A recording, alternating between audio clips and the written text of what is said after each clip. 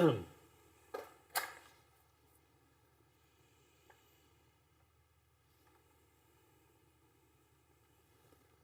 hello. No one else is here, so it's going to be a little while. Yeah. You know what? That's okay. Because that gives us a little bit of a chance to warm up. Jen, is this working all right?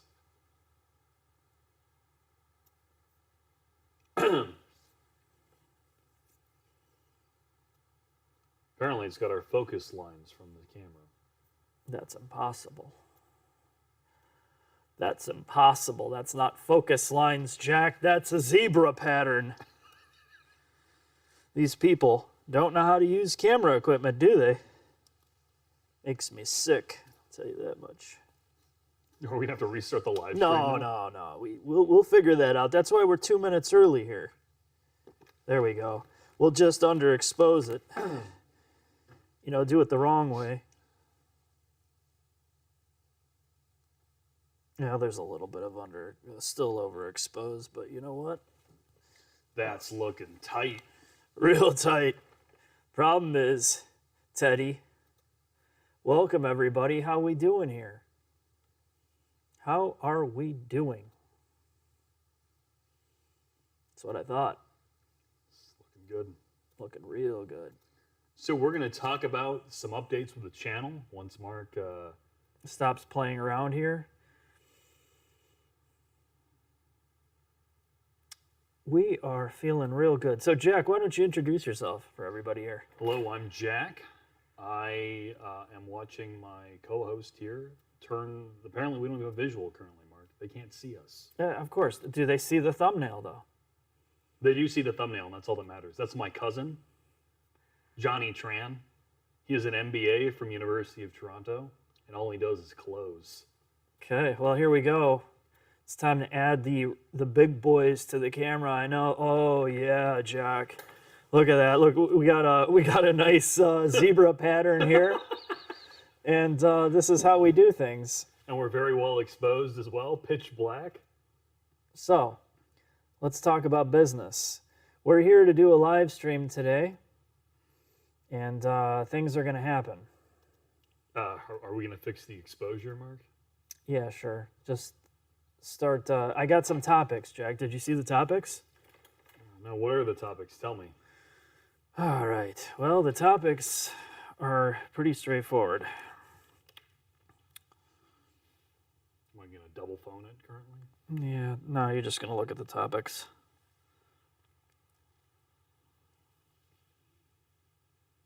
All right, we'll start with you want to end with Patreon or start it first? Yeah, you can start with that since you're in the know. You're doing all that. All right, we'll start with that last as people are currently complaining that we're still not exposed correctly, Mark. Yes, I know. I'm working on that. Just let's talk turkey. All right, Mark. So we are currently updating our Patreon. I handle our email account, contact@savagegeese.com. I get emails all the time about expanding the tiers, creating a Discord where all our Patreon members can hang out, talk to one another in a voice chat setting, all that other fun stuff. That is going to go live this Saturday. Chin and I are working on that with Mark. We're also expanding out our Patreon tiers dramatically. And we're going to pair our Patreon to our Discord. We are also working with Chicago Auto Pros to expand our merch game. That's another question we get all the time. Why don't you guys push merch or have merch? So we're working with Chicago Auto Pros to get a set of t-shirts and hats that are built here in the United States. And a portion of all the sales of those shirts and hats will go directly to charity. Yes, it's to a local charity for suicide prevention, Jack. And it's not a local charity. They're national now. So we're gonna do that, and obviously, a portion of every sale of every t-shirt. So full disclosure, Chicago Auto Pros is doing all the warehousing and distribution. It'll be going through their website. We're creating it as we speak. They'll obviously be taking their cut, and the portion of our profits will be going to charity. Correct. And the other part is anything that we have, it's really going to be super basic to start because There's I'm a not. mouse cursor in the middle of the screen as well. Well, you know what? How's that? How's that? Is that better? That better be better. Okay. So the first topic you wanted to talk about before we got into our Q&A? Well, hold on a second. So the merchandise, we're only doing one style shirt because I'm not in the merchandising business. I didn't do this to get into the merch business or product business. We make videos. So that's what this is. They're complaining that my chair isn't very premium. Well, you got My chair was made by virgins. Yeah, It where? was From made what? by Mark. From what country? Oh. That's not funny, but true. All the T-shirts will be sourced and manufactured in the US of A. Yes. That's another thing that's important to me, and I can't tell you how difficult it is these days to find something that's not made by, what was it, the coconut milk? Did you see that? No. The Taiwanese coconut milk that's getting pulled from Target or Walmart, they're using monkeys as labor to get the coconuts. So, I mean, that's the world we live in right now. Apparently, we're still too dark, Mark. You know what, people? All right, I've had enough. Now I'm going to blow everybody. I'm going to blow us out so hard. Just keep talking, Jack. So, yes, that is going to be a rather large change. Did you just break the camera, Mark? No, I didn't break the camera. It's not active. It's friggin' active. Look. It's forever stuck on me. Just, oh. Is that better? It's changing. Is it better? It is better. You need to go like one step higher. Jesus.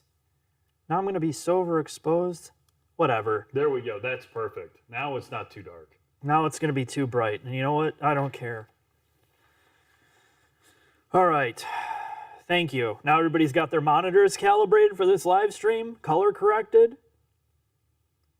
Please tell me it's too bright now. I will love that. Now. No, what the fuck? What? No, nothing. Are we swearing here now? Yes, it's not a... I'm going to get put soap in Jack's mouth after the end of this because the guy just constantly uses abusive language. So where were we at? So we were talking about our Patreon. We are updating it. All the tiers will be paired to our Discord that will be going live, where we'll be posting up all the random projects we're working on. You'll see some of the stills we're taking as we're taking them, all that other fun stuff.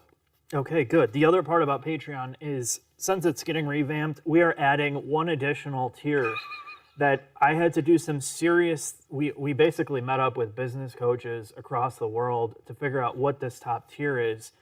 And from leading experts, there will be two top tiers, not just one. One is $500, and the other one is $1,000. And the reason this tier will exist is it will allow for 16 lucky people to crowdfund a Murano Cross Cabriolet where your name will be on the exterior, and we will only drive this convertible Murano with the top down. There will be a series of videos exploiting the car's limits off-road on the track. The CVT will be built from the ground up to handle the type of driving that we're going to do, meaning we're just going to take the under panel off to give it some more airflow. And we will drive it in the most extreme manner you've ever seen as really publicity for the business that I'm running. I want people to see that this is, we're taking it to the next level here. So if you want to join that Patreon tier, it's not up right now because we're still working on the legal details of all the some of the things that we're going to be doing with it. But anyway, that's the short of it. We'll be answering all the super chat questions, by the way, once we are done making our premium announcements. Yes, we're going through our topics first, and then we'll get to all the questions. So let's talk about Threema. Okay, so I suggest everybody, if you're going to go and buy stocks, you want to buy stocks in GameStop and Signal, okay, because they're big. They're tremendous, and I want to be just like Elon Musk. But no, seriously, though, there's been this big push with chat, and I've made a huge approach in my life. Obviously, I used to work in the field, the tech field, and I'm so sick of all the major social media platforms and all the privacy violations and things that have been made okay. So I've made a conscious decision to try to cut away any personal usage of... We're still too dark. Still too dark. It doesn't look too dark on the stream. That's the number, like, whatever. All right, go back to talking about Threema. I will, let's just say this. I'll work on the color stuff here. Why don't we just try this? Let's try the old-fashioned way. More light. Perfect. So, Jack, continue what I was saying. So Mark has moved towards Threema as a whole to do everything related to messaging, and he's dragged me with him in this adventure. He threatened to beat me if I didn't use Threema. And why did I use Threema, Jack? Because it is more secure than iMessage or Google Hangouts or any of that other fun stuff, or Facebook Messenger or WhatsApp. Yes, and that's correct. And so now there's this big push that people are moving to Signal because of Elon, but the one reason I wanted to go to Threema is because of the fact that the servers are not in the US, which aren't subject to our laws and regulations for handing over secure information to local government, ISPs, and all that stuff. So that's that. If you guys ever have time to look at all the security crap that's going on, you should probably look at it because it's just good policy now. I think we overshare everything. Our emails, everything personal in our lives is on some type of chat client or an email or on social media, and it just creeps me out long term with facial recognition. You can do reverse search on Bing. You can do reverse image search on Russian search engines now, which are getting more sophisticated. So I just worry about I think regulations. it's the actual exposure levels because our lighting level hasn't changed at all. Really? Yeah. You know, what type of business are you running here, Jack? Yeah. Jack, give me an hour to set up these cameras while you film. Hey, you guys said it was fine. Okay, it's not my fault. This fucking guy. Whatever, keep it going. There we go. See, now we're not too dark. It's normal now? Normal-ish. That's what you look like. Look over here. I'm not touching anything. All right, It's- is that better? It's because something came up. You see, they all say it's better, Mark. Okay, whatever. Just leave it. No, I'm going to mess with it again. No, I'm not going to mess with it. Let's just keep a good thing going here. All right. I didn't even turn that So you light on. talked about Threema and the electronic footprint. Okay, what else? Phones. Phones, yeah. So this past week, I've been trying to figure out what I'm going to do to migrate off my LG V50 because I put off the updates. This is what I love. I want to be on Use Smiles 11. Sorry, that kept coming up in the chat. Okay, you can be. Yeah, perfect. Jack and our feet are touching. Hopefully nobody sees that. I was in the car the other day with somebody very near and dear to me, and half the car ride was dead silence because I had a rage event. I decided I was going to update my LG after 7 months of it bothering me to do an OS update. Okay, so I did the OS update. And then it proceeded to push 7 more continuous security patches for it. And I'm like, you know what, let's just be done with this. Update 1, update 2. It took an hour of constant reboots to do this. By the time it was done, the phone was 50% slower than it was before, bringing up a window lag, bringing up anything lagged. And then I get in the car, and Android Auto no longer works.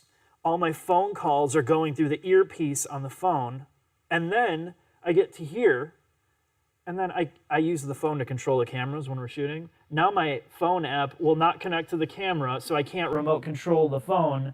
And I've been telling you to get an iPhone for like 10 years because it's not cool. It makes you an NPC, but it works. Apple CarPlay works in all the piles I get into. I can control all the cameras fine.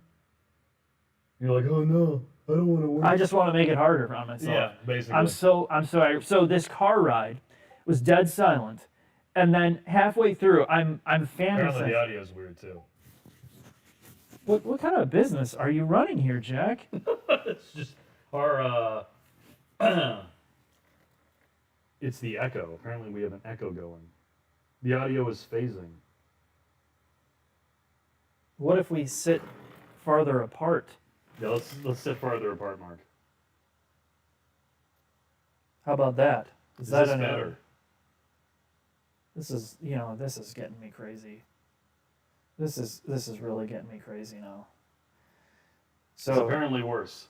it's worse now? Yeah. How's it worse? Sounds like we're in auto-tune. I'm reading the comments. These people don't know what they're saying. All right, I'm going to try to fix it. So let me do this. I'm going to turn off my mic pack temporarily. All right, so I'm going to answer some of these questions while you're working on this. Hello, Marcus. Hi from Finland. We appreciate your donation. Mithu Kalan asks, does Mitsubishi still make cars? Do they, Mark? They are Nissan now. How so? Well, isn't Nissan and Mitsubishi the same? They merged? Yeah, basically. Okay. Well, then there you go. I don't know what they're not really doing anything in America. I think Is the audio better now that it's oh no, now they can't hear you, Mark. Well, yeah, I turned off my mic while we're trying to figure it out. Just keep going. All right. You answer the questions. All right, gents and other people watching this, bear with me. All right. Meister Chan, totally asking for a friend. If you were to make an educated guess, would now be the best time to purchase a 1980s MR2, or do you see the value staying the same or dropping over the next 3 years? Well, let me tell you this. Now is the best time if you can afford it. If you can't afford it now, buy it later. Honestly, Mark and I are the world's worst people at buying cars as investments. Pretty much every single car we've ever bought has lost money. Well, that's not completely true. No, most of the time. You turning back on your mic? Okay. That's about as good as it's going to get. So, how does that sound? Is that any better? This is the problem. You try to go upscale, you try to... See, we're using a different setup this time. We're using our actual mic packs. We're using a DSLR attached to a laptop, attached to a DAC. This is better. No, It's a lot better. Sounds better. Okay, good. Thank you.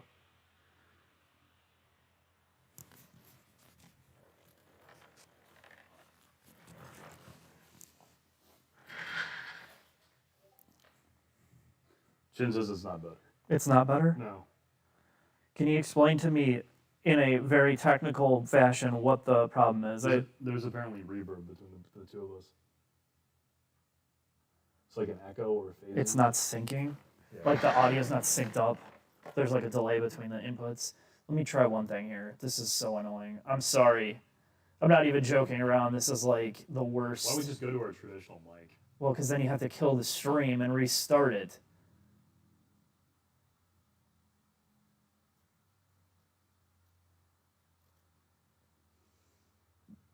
Here, I'll kill my mic while you do the questions. Okay. This is a fucking disaster. All right, going back to the questions. Peter for $5. Can you make a video about Jack's new GTI? I'm hoping he has one without the sunroof, leather, and DCC, sorry. Talk about the positive aspects of its old schoolness. Well, Peter, my car does have a sunroof, and I've already made this first warranty claim. It's in fact in the shop currently getting its sunroof fixed as we speak. It's an SE, so it does not have DCC. But Volkswagen was kind enough to give me a Tiguan. So on my $25,000 car, Volkswagen gives me a much, much nicer loaner than Chevrolet does on my $75,000 car, which is hilarious. So way to go, Volkswagen. Now, is it better that I turned on my mic? Let me go back to the chat. I had my mic. It's fixed. It's fixed. I had to turn my mic back on, so that's the thing. So now that we're both on, is there any more delay? Jack, talk. Hello. Hello. Okay, good. That's perfect. There we go. There might be a delay from when we're talking to the stream, so that's why I'm giving it some time. All right. Chin says it's good. Chin's the only person that matters. All right, cool. Sorry, guys. All right. So let's go back to your original statement. You were talking about. Let's go over here. So you were talking about phones, and you want to talk about your Sega Genesis. Yeah, here, dude. Let's really bore everybody. So anyway, back to my original story. Since I really trashed this whole thing with technical problems, it's a good timing to get into that. So I'm in the car. I have to take a call, and I don't remember what the call was. It's inconsequential. My phone connects for the call, and then of course the best part is I can't get my phone to connect to the car at all. So it's going through the earpiece and I can't get Bluetooth. So I'm fantasizing for 30 minutes in this car ride of getting out of the car, taking the phone out in the middle of the street in traffic and just impaling it like going a monkey. I was so angry. And then I thought, somebody's going to call the cops. This person in the car that I'm with is going to think I'm an absolute maniac. And that's the only thing that held me back from breaking the phone into a million pieces. And it's like everything is a pain in the balls. Nothing ever fucking works. And the more simple things get, the worse it is. And then, we get to this live stream, which I'm trying to make it more complicated in hopes of trying to get better audio and video quality, which, if it works, great. And it's working real well. Okay. Well, so far, the first 20 minutes was garbage. So what else did we have, Jack? So you were going to talk about your Sega Genesis because you're real cool. I'm real cool. So I decided, I found my old Sega Genesis. I brought it out of a box. I've had it since I was a little kid. And I bought it at Toys R Us the day it came out. And I had sold my Sega Master System to some video store. And the guy was going to rent it out. So I took the money from that. And of course, my dad gave me the rest because I was 8 years old. I don't know. I was really, really pimp. So I went there, got it, and I loved playing it with my dad. That was my favorite thing. And as I found out later in life, the only reason my dad played with me was because he was so miserable with his real life that it was an escape for him. And I thought he just wanted to hang out with me. So it's so still, sad. it's a good memory, regardless of finding that out later in life. So I got this, I cleaned it up. It's serial number 8000. And they made over 1 million of these things. So it's a really low serial number. It works perfectly. So all my original games that had batteries in them, they're 27 to 30 years old. So I went and desoldered the batteries out of them, put new ones in to save my save states. And then I got kind of hooked into this downward spiral of looking at all the new shit that's come out. And one of the guys on Instagram, he's like, oh, you should check out Mega SG. And it's this company in the UK that's building hardware-based video game systems instead of emulation. So they're real pieces of hardware that emulate, or it doesn't emulate through software, so you can put your old games in, you can put ROM files in from all these old games, so you can sideload shit with SD cards, and you can put in the real cartridges. And I'm sitting here thinking, I just wasted all this time and money on my old Genesis when I could have just bought this thing, because it does all of it, and it upscales to 1080, which you plug it in, put all your things. For nostalgia, but that's still something that's important, right? Yeah, it's something part of your childhood that you enjoy. There's nothing wrong with that. No, it's weird. I thought about how big of a loser I am, but then it gets down to the point it's the same reason we all like cars. All these things that we like are rooted somewhere in what we liked as kids, that we have to somehow go back to that at some point. You're going to see that, I think, with cars. We've talked about this a ton, basically, over the years, but your generation, people in their late 30s, early 40s, love 80s and early 90s cars.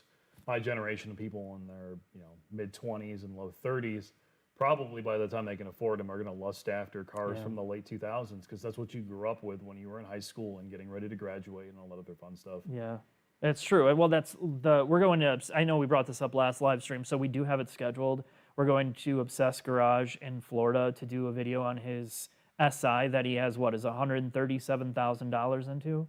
Yeah, it was almost 140 grand into a late 90s Honda Civic SI. So he's got paid 20 grand for it. So he paid 25 grand for this car, a 2000 SI, and then he did a motor swap, a Type R swap, and then he's got a spreadsheet of all the parts that is equal to about 140 grand. So we're going to do a video on that. But a lot of his reasoning behind buying that car was the pure nostalgia of he had one when he was 18 or 20, but couldn't afford to do all the shit that he wanted to. So now as an adult, which, you could argue that he's an adult doing that, but as an adult, he has the money, the disposable income to do this, and that's exactly what his dream was. He doesn't half-ass any of his cars. I mean, he has an E92 that he's turned it in from a $50,000 car into a $100,000 car with all the parts he's ever wanted. He's modified his GT4, which to me is my dream car. Yeah. And he has a GT3 RS. Right. So he's definitely gone through the gamut of automobiles. And I'm not, the whole thing with cars is I don't want to make excuses for, everybody has a different reason why they do them, but I always have been interested in the psychology of it, or the psychosis of what causes people to do some of this weird stuff that makes, there's no logical sense to what he's doing. But most of the car purchasing, when you get into the enthusiast stuff, there is no logic behind it. There really isn't. So anyway, we went through Patreon.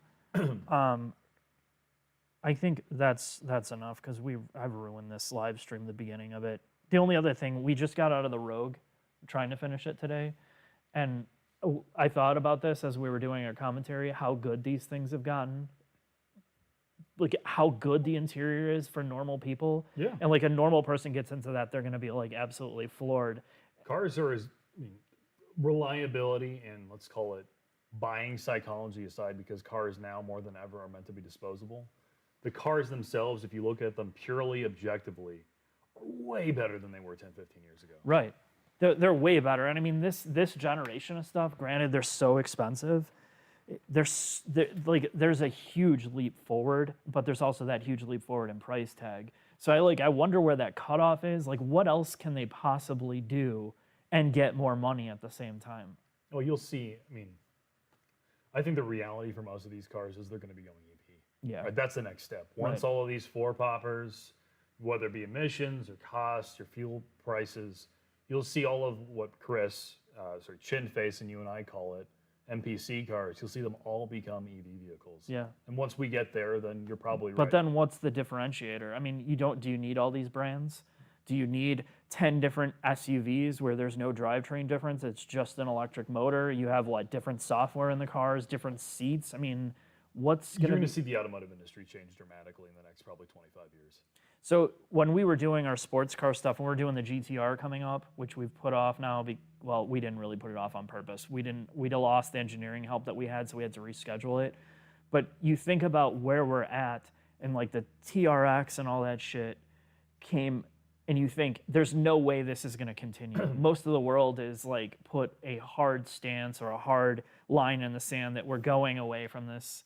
The U.S. will probably be the last country, probably the U.S. will be the last developed country to keep low fuel economy, high emissions vehicles. But sooner or later, you'll see all of these high horsepower, naturally aspirated or supercharged cars that get 0 miles a gallon gone. I think the TRX, the GT500, a couple of these other cars, maybe in the next 10 years, that's when you're going to see everything go away. Yeah, I feel like we're in finally the last generation of these cars, and I know we talked about that in the 90s and 2000s. That was like the last generation of like really reliable analog. They weren't high horsepower yet, but now we're in that bridge of high horsepower, high levels of complication, and I think you're going to start to see it fall off and those go away. So like I'm sitting here thinking in my head, and a lot of people message me like, what should I get? Or what should I keep long term? Like, what would be a good investment car to keep versus one you just want to screw around with? And now I'm starting to think about that. Like, what cars would I actually keep? GT3. Well, right. Yeah. Like cars like that can't exist. Like GT500s, these trucks. I mean, I can't afford to buy all this shit, but if I had that money to start... my dream garage right now, we have this conversation all the time. Be a GT3, 991.2 with a manual. Probably a GT350R with a manual and a Hellcat Charger wide body to go sideways in. Right. And those are very here and now cars in that they won't exist in a decade or so. Yeah. And they are somewhat timeless. Yeah, well, and the manual thing. And it's not that the manuals really make it any better. It just makes them more rare at this point because there's so few of them. But anyway, that's our discussion. Let's get into the Q&A. I'm sorry for dragging that out 30 minutes. All right, so... let's go to the very beginning.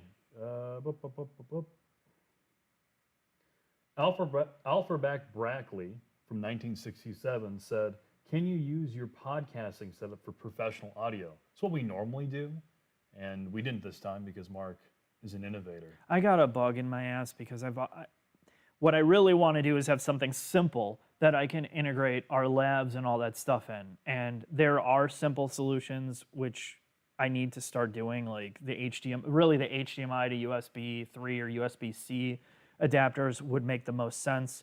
But there's all these layers of software in between. Like you would just think I could plug my camera in, be seen as an external video like webcam, and then a simple web browser like the YouTube streaming service would just pick it up in browser as a external webcam. No, it doesn't do that. There's like Chrome will do it and see it, but 9 out of 10 times it won't see it, and then Firefox does. So you got to get in all these different layers of shit. But well, I mean, as we've talked about before, because YouTube doesn't take any of the money really from the live stream. they don't care. They don't give a shit. They don't invest in the program at all, which is, that's the reality of this. But probably moving forward, we'll go back to a regular webcam, like a high def regular webcam. Yeah, I think it makes more sense, and then just have external mics. Jorge for $5. Do you guys have any plans to review the new IS350? I plan on getting one, but he wants to see a review first. And actually, we just talked about this yesterday in the car. We will be asking for a rear-wheel drive IS350 F Sport here shortly. Yes, and I don't want to do it in the winter because I want a rear-wheel drive model. I feel like that car, I don't think personally, just knowing what I know, I feel like they just made it just because they already have it being manufactured. And they had to kill the GS and leave that product. They have to leave some sedan there for the brand. I just don't feel like it's a half effort. It's just there just to fill a spot. So we had a IS250 all-wheel drive, or was it a 250 or 200? It was the wimpiest one. I think it was the 250 all-wheel of this new generation for like 2 days as a press loan, and because of the time frame and the fact that it wasn't necessarily their strongest offering, we didn't want to do a video on it. But we'll be asking for another one, and I think it'll be an interesting product because the IS350 is expensive. Yeah, it is. It looks great. I think aesthetically, the interior is perfect. It's just no back seat. And in the segment, most people don't keep these cars for a long period of time. They're leased. We have this debate all the time, but it's going to be really hard to get someone out of like a C-Class or a 340i because the 350 is basically the same price. So how much is an M3? That's 70 grand. Oh, shit. Yeah. Yeah, that's a lot. I mean, I don't know. We'll talk about it when we get it. Maybe I'll have a different feeling about it, but the car is so similar to what it used to be. I know it rides better. I will say that it's a little bit quieter and rides better than the previous one. It looks amazing. It does. It's different. That's what's interesting about it. It's just different from everything else. So, next question, and it's not even a question. Ginger Hermit for $20. Thanks for the gratuitous crotch shot, Mark. And no, it's not better. That was a while ago. It's better now. It's better now. Okay, I'm going to change everything. I'm going to change everything based on a comment from 15 minutes ago, if you don't mind. Mysterious Matt for €2. What do you think of Telegram? Well, let me tell you about Telegram. Okay? I don't use it. So Chin sent, was it Chin that sent us that chart? Yeah, probably. I don't remember. So there's a chart that is out there for all the different messaging services in terms of encryption, server location, how often they do security audits because there's open source software, and there are so many messaging services.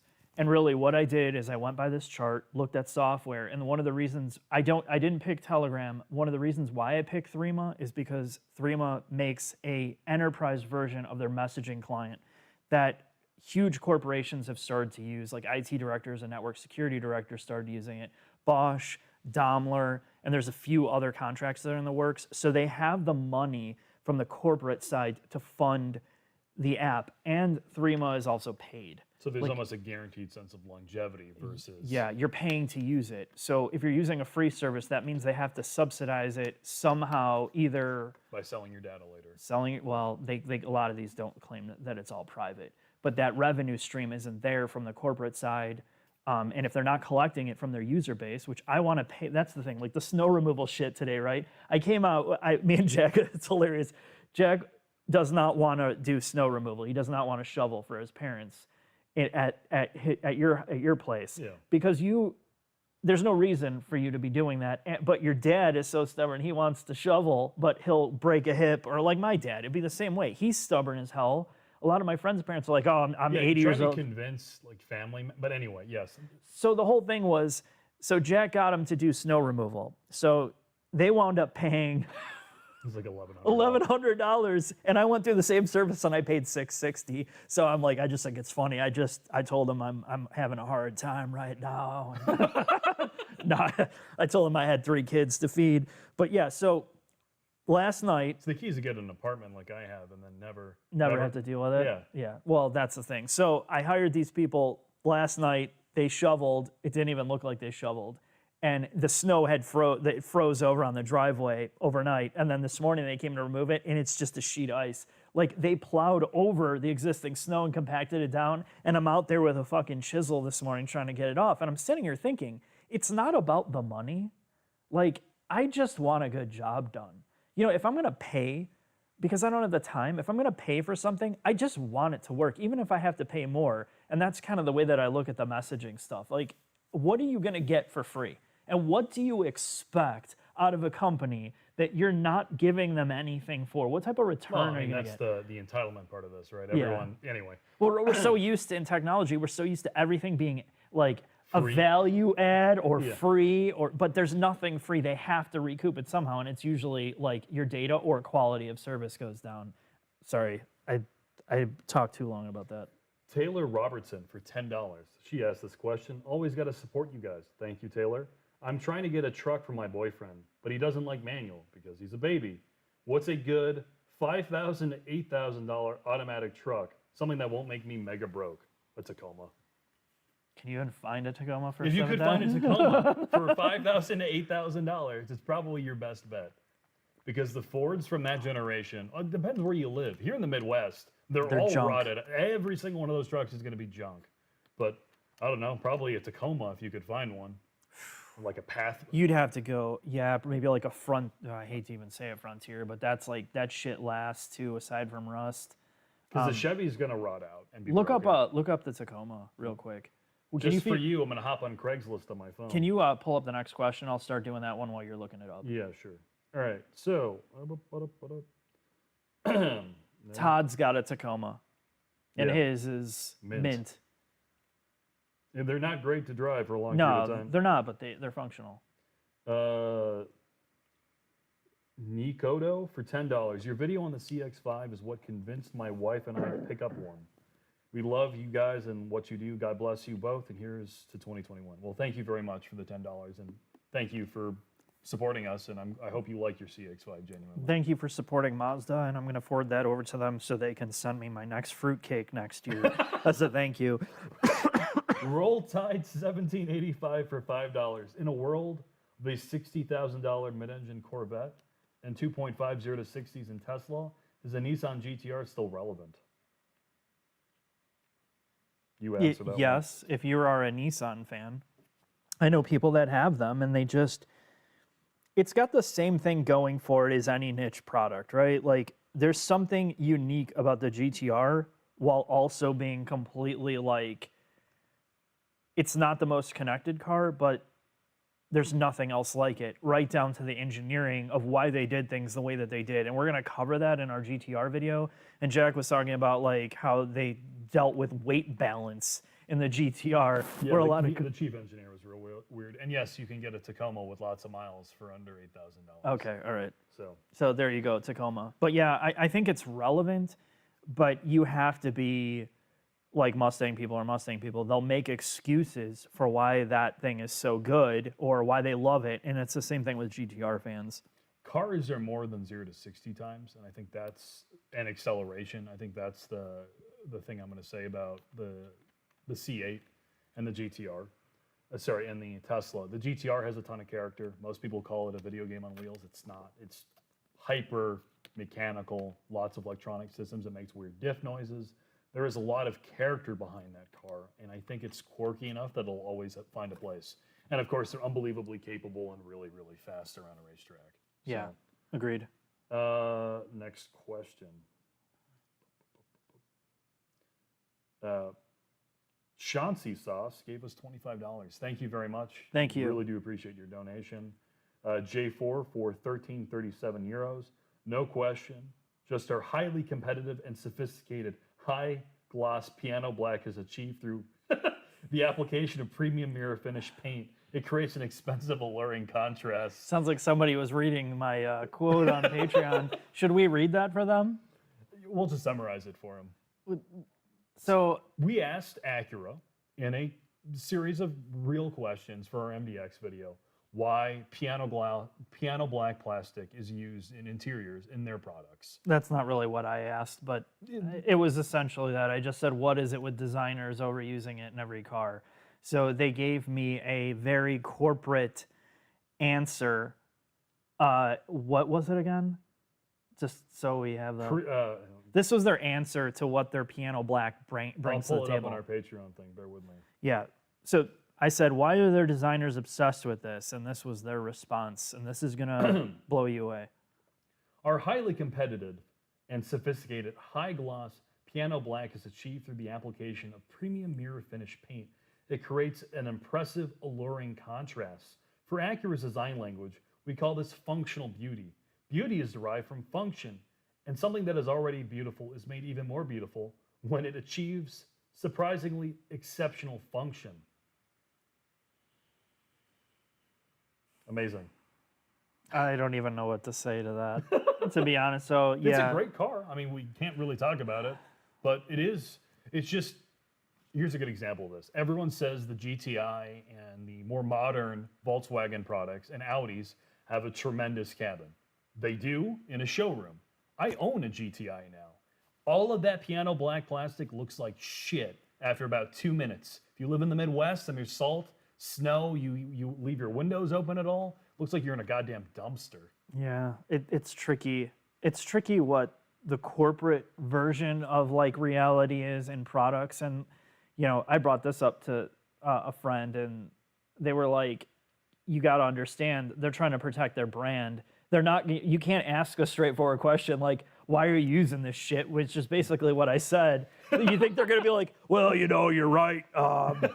We're going to take piano black out of everything. It's just a bad material. Well, I told you that. Yeah, but I mean, it's You're true. Mr. Like everything should be merit-based and I'm creative and there's integrity and I'm Mr. Business. I'm like, you know, well, what were you expecting? No, I don't. I appreciate they expect answered our questions though. I don't. They answered questions, Yeah, not how you wanted them to. They answer a question with like. Better than GM. I send them an email. I buy a Corvette. I send them an email. I don't even ask for one. I'm like, hey, could you send me like one of your presentations you gave up for free at the museum? They're like, who are you? I don't know. It's just funny to me. I'll never get used to it. I'll never get used to the lack of like it's an alternative reality of the way the PR, marketing, business speak is that like you can't ask real questions. Like you and I were talking, like, why did you buy those glasses? And you'd tell me honestly, like, I bought them so I could look like you. You know, you wouldn't give me some corporate PR, like, Yeah, these are fake. I don't actually have really bad vision. like the design language on the side of the hinges, you know, like, I don't know. I'll just never get used to it. All right, next question. Enix for $5. What is a good replacement for an iPhone 6S that still has a headphone jack? Oh, let me tell you. I don't know. The LG V50, I can sell it to you. It's got a headphone jack. The LG V60. You only want $2,500. No, right? it's still a new phone. They're selling it. And guess what, Jack? Let's talk about the new Sony Xperia X1 Pro. Tell me about it, Mark. I'm real excited. It has a headphone jack. Wow, tell me more. It's got a $2,600 price tag. It's just amazing. So there's your phone with a headphone jack for $2,600. Man, so I am Mr. iPhone, or they own me at this point. Not having a headphone jack isn't the world's worst thing in the world. It's not great, but it could be worse. I know that's like the battered wife answer, but like, You're like the abuse victim, the tech abuse. Like, oh, they just keep taking Tim it. Cook just took all my money. Pretty Living soon- in the dumpster isn't that bad. Pretty soon you won't even be able to touch your phone, dude. You're like, oh, you can't touch it. Don't touch it. We got to use that new. So Siri? Yeah. You gotta use Siri for Yeah, everything? you got to talk to it. Christopher Von Braun. Now, that is a tremendous name for $20. Thank you, Christopher, for Thank the you, $20. Christopher. Thanks to you guys, I have a 30th anniversary Miata and a mini Clubman on the way, and I couldn't be happier. Thanks for all you do and keep up the hard work. Well, the Miata is tremendous. Hold on to that car. Yeah, you got some real rides there. That would be another one we talked about. Like, yeah, hey, the ND2 Miata, and really the ND Miata as a whole is. yeah, you gotta have it, or you gotta drive one once. It's quite a If you don't need back seats, you don't need practicality, and you just want to drive, there's nothing else like it. Yeah. Other than my Ferraris. Yeah. Well, I mean, your Ferraris. We won't talk about him in this live stream. This guy's got a whole. He just bought a new house with a 15-car garage, and he's like, "Hey man, you want to check out my new garage?" I'm like, "No, I don't need you to see all your Ferraris again, Jack." Kepner Boy 07 for $5. And that's why they cost so much more. I don't know what the first part of your question is. Chin, please find it, and we'll answer it. Next question from Jordan Winders for $11. I need a car to run away from my ex. I live in Reno, New Vegas. Mild snow, Camaro SS, or Mustang GT 6-speed. 2016 models also okay. Meyer or Hebrew wieners? Oh my God, dude. All right, you answer the wieners question. I'll answer the Mustang or Camaro question. Okay, go for with it. your wieners. Hebrew. If you make a Hebrew national hot dog properly, and I'm not talking like throwing it in the microwave for like 4 minutes, Hebrews are typically better when you boil them, and you basically get that water boiling hot, obviously, and then you let it sit there, get that boiling water going. You put a wiener in there, turn the water off, and you cover that son of a bitch for 7 minutes. Now, when you take that wiener out, well, 6 to 7 minutes, it's the right consistency. It's got a real nice texture to it. The Camaro, if you get an SS1LE, is like the best car for the money in that price bracket. It is a less usable car than the Mustang. I owned a 15 S550 GT premium, blah, blah, blah, with a manual. I love that car. I use it as a daily. But objectively, in every fashion other than practicality, it is worse than the Camaro. All right, let's get down to the real question he asked. If he's trying to run away from a significant other, first, You just moved to Mexico. You need to You're create so close. He's in New Vegas. in New Vegas. Sorry, Las Vegas. Nevada, New sorry. town.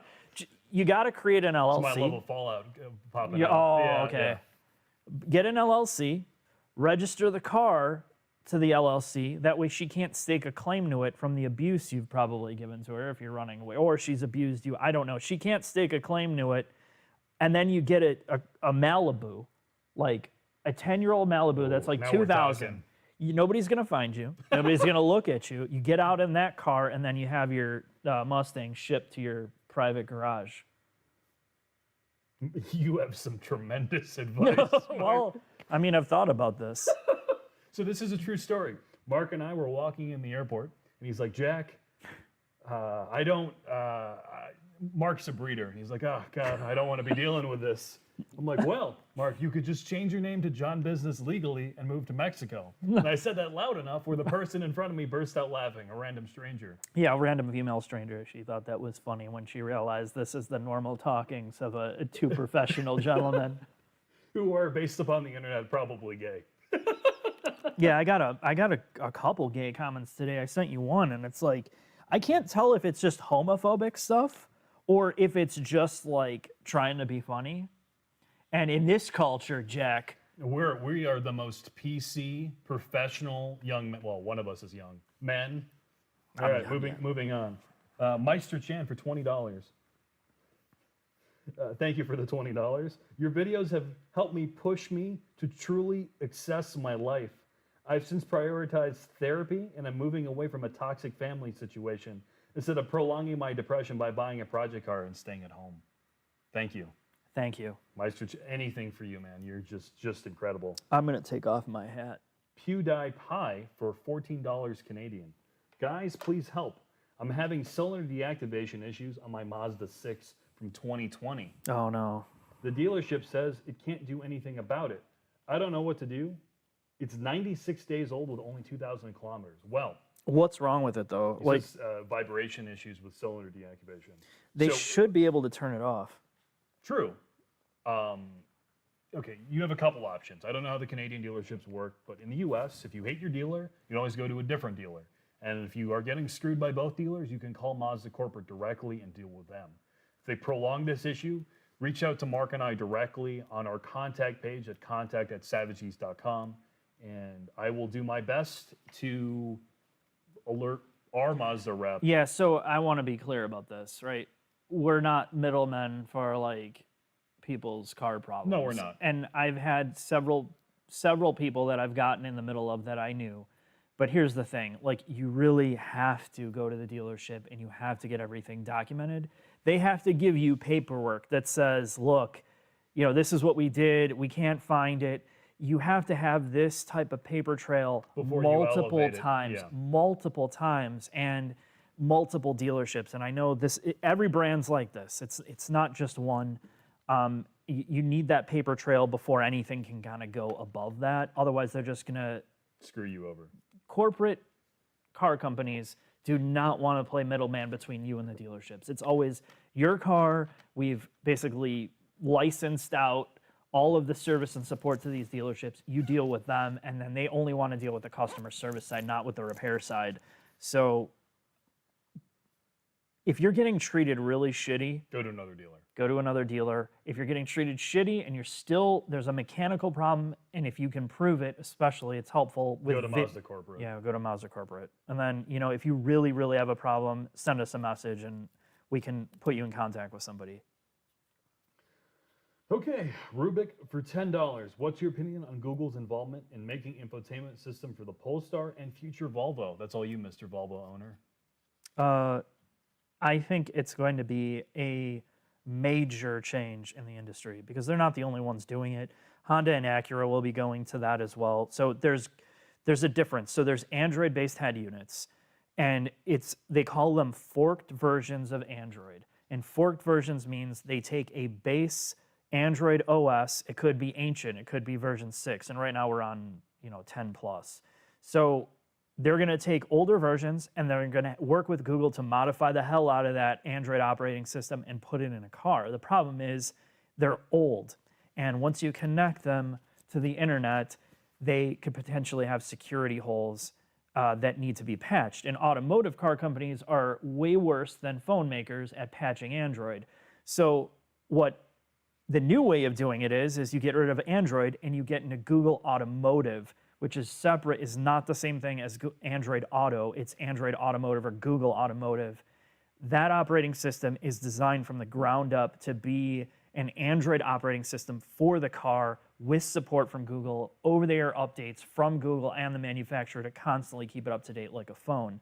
So the potential of that basically replacing everything industry-wide is enormous because it's so much more advanced, it's so much more polished, and it's essentially like a smartphone experience. The problem is it takes forever for car companies to move in this direction. And, the reason that Volvo can do it as a brand is because they started working with them very early on. Now you're going to have FCA doing it. Honda and Acura will be doing it because they're on Android, but And then Hyundai's going with Apple. yeah, Hyundai's working with Apple on a car, which And they're probably going to do their infotainment as well. I would pretty much assume Guaranteed. that these companies will never give you a straight answer, so you got to kind of find it out backdoor. But I think it's going to be a really good thing.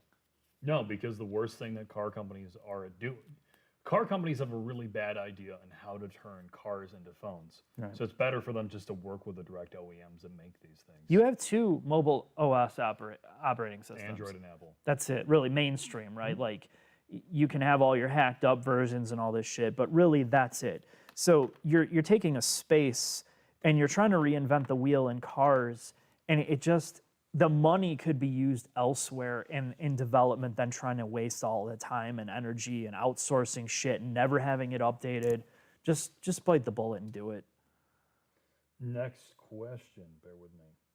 Apologize. I'm just trying to make sure that the live stream is going well, so I am reading people's comments, not just the paid comments. Peter. Oh, so David RK125. Thank you very much for your $5. I'm not sure if there's a question attached to that or not, but thank you, David. Thank you for the 5. Thank you everybody that keeps putting money out there, because without you, You won't be able to get your hair plugs. that's the next step here. Next step. Once You're gonna look like Fabio. You're gonna drop like 35 pounds, put on 60 pounds in muscle. Either you need to grow hair, or you need to be like 500 pounds heavier in muscle. I want to be all gut. Like I want to be all gut, but like arms so big that I could punch through I could punch a 10-foot hole in the wall, and then I just want to have testosterone rage so bad that my voice Well, is like 5 octaves deeper than mine. yeah. Only dogs can hear it. Oh, yeah. Peter, for another $5. Peter, Mark 7 sunroofs have problems. That's why I want the S. What's wrong with yours? I want to upgrade my Golf to a GTI before the Mark 8 drops, or wait for the new SI. So I have a Mark 7 SE GTI 7.5 is a 2018. So what do you have sitting outside right now? We're about to talk about that. And the SE, the reason I went with that versus a poverty model or base model GTI is I wanted keyless entry because I'm weak. The base model cars don't have keyless entry, but you get a sunroof. What's wrong with my sunroof is the whole roof has a piano black panel around it, and it's cracked. And apparently, the sunroof opening and closing flexes this piano black piece of plastic around the sunroof, and it causes them to get brittle and crack. They're replacing mine under warranty because I have an 18. They have a 72,000 mile bumper to bumper warranty. Anyway, this guy's looking to buy a GTI, get a 19. They updated the engine in 19, and they updated the DSG gearbox as well. I would still get an SC or Rabbit Edition again because I'm weak and I like keyless entry. Keyless entry is tight.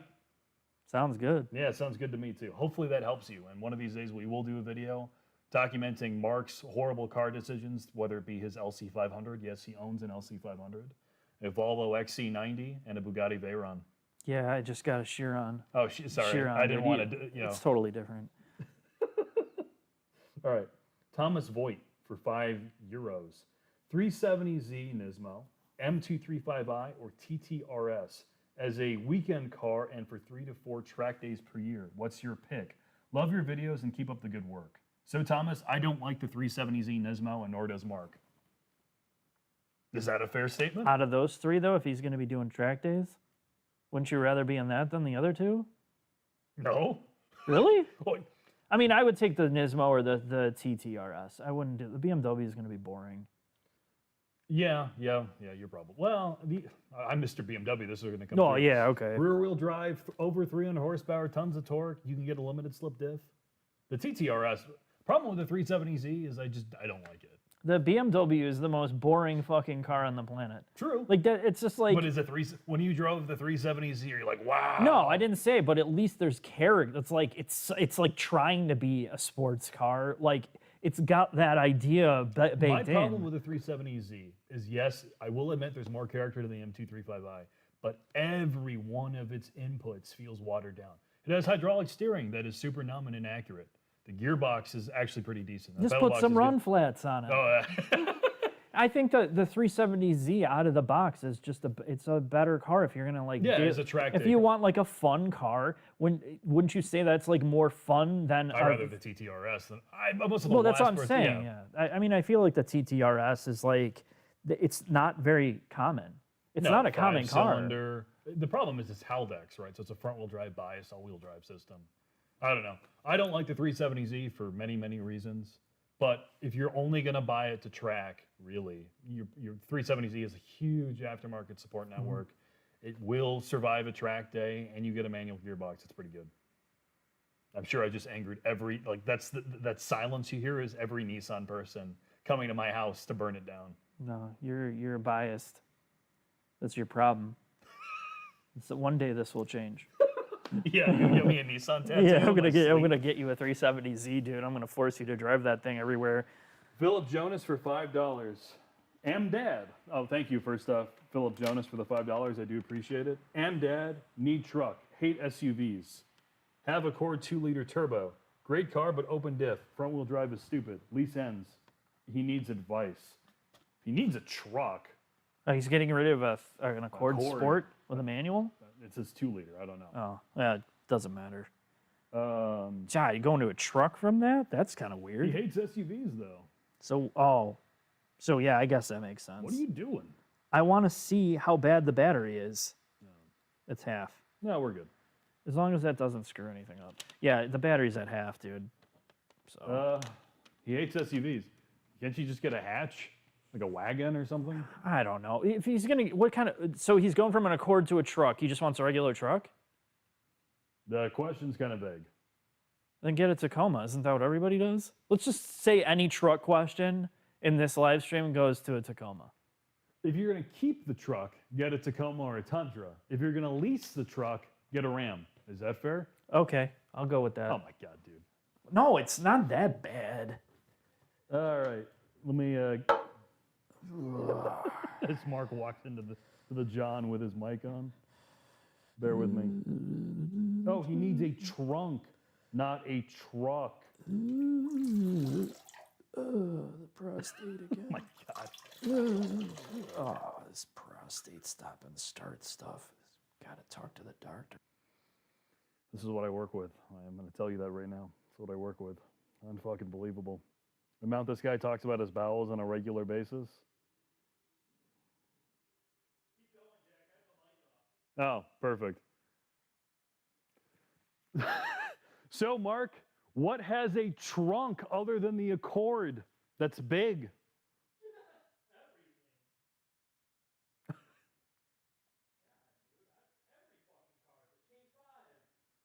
Yeah, the K5 would be a good but coming from an Accord?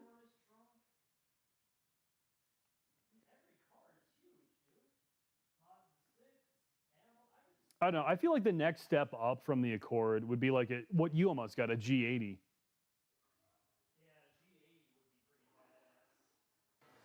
Yeah, I think the G80 would be a good choice, but you know, he probably doesn't want to spend that kind of money. But he used a G80 like you were going to buy? Just get an Avalon. Yeah, if you wanted to go up from the Accord, an Avalon or like an ES would probably be a good The option. problem with the ES is the seats don't fold down in the back. Oh, they don't? They don't. It makes no sense. Unless I'm missing something. That's why you need a hacksaw. Yeah, no shit. That's like the dumbest thing ever. Hopefully that helps you a little bit. I mean, that's the problem, right? The Accord, the reason why SUVs sell, and that's why we were talking about on the Rogue, at least in the United States, no one makes wagons. So you have to buy an SUV if you want anything with a large trunk and that, you know, that flexibility for carrying people. Keep going, Jack. All right, next question.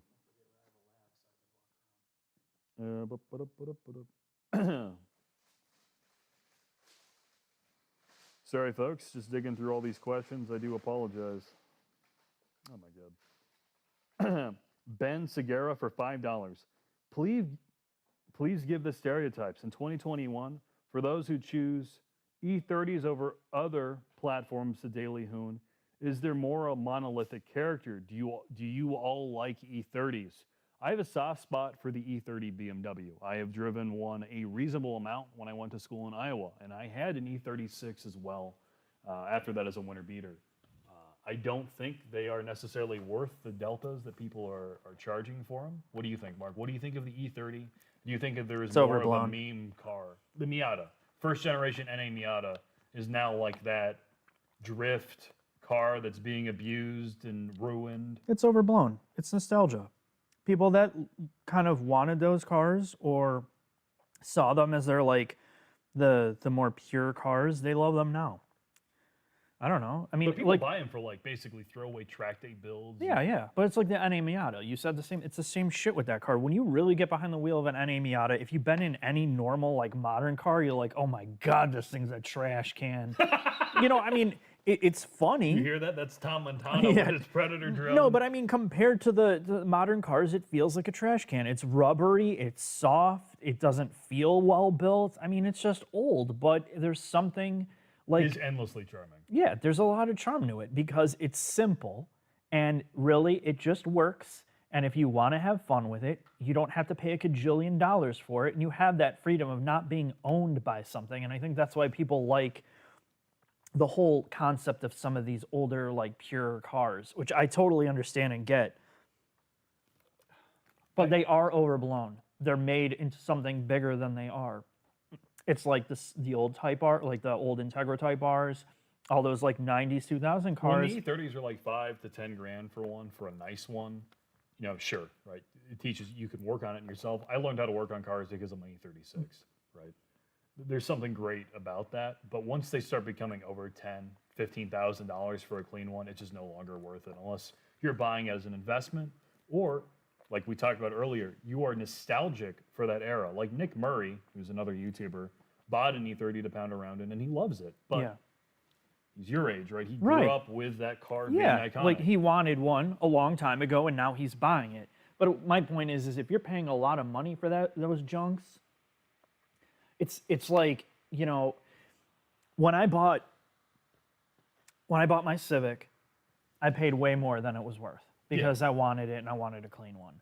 And the same thing goes with a lot of these other cars. You know, people are online buying S2000s for like 50, 60,000, or Integra Type Rs for $60,000, or like stupid shit like Matt Mormon. Even me, like, I bought Genesis games. I wanted like a clean cartridge in a box for a game that You're means never gonna play. Exactly. It just means something to me, so I'm paying twice as much or 3 times as much more than its real value. And I mean, that's all. It's just weird, but Nostalgia's a hell of a thing. I mean, yeah, it is crazy to think about, but it's absolutely true. Michael Begine for $2. Thank you for the donation, Michael. Do appreciate it. When will you get your hands on the new BRZ? No idea, but we'll probably get our hands on the 86 before we get the BRZ, and we'll get engineering support. yeah, exactly.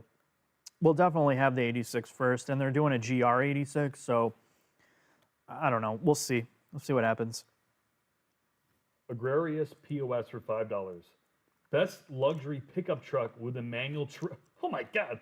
Best luxury pickup truck with a manual transmission for under Oh no, he was joking. Under $5,000. Thanks for the great content and have some of my money. Also, nice crotch mark. I should have stuffed this thing today, man. If I would have known this would have been the hot seller here. I genuinely thought this guy was like being serious, like best luxury truck for under $5. I wish there was a luxury truck with a manual. I would love to see that. Oh, there. Now you don't have to look at this. I'm not even gonna say it. I don't want to offend anybody. Matt Brand Cars for $1. Thank you for your donation. Detached Garage for $5. Yo, Detached, man. What's up? Hello for the north of the Cheddar Curtain. Looking forward What's to that? more content. Let me know when you want to bring the Palatov by. So he bought basically a competitor or something similar to like an Ariel Atom.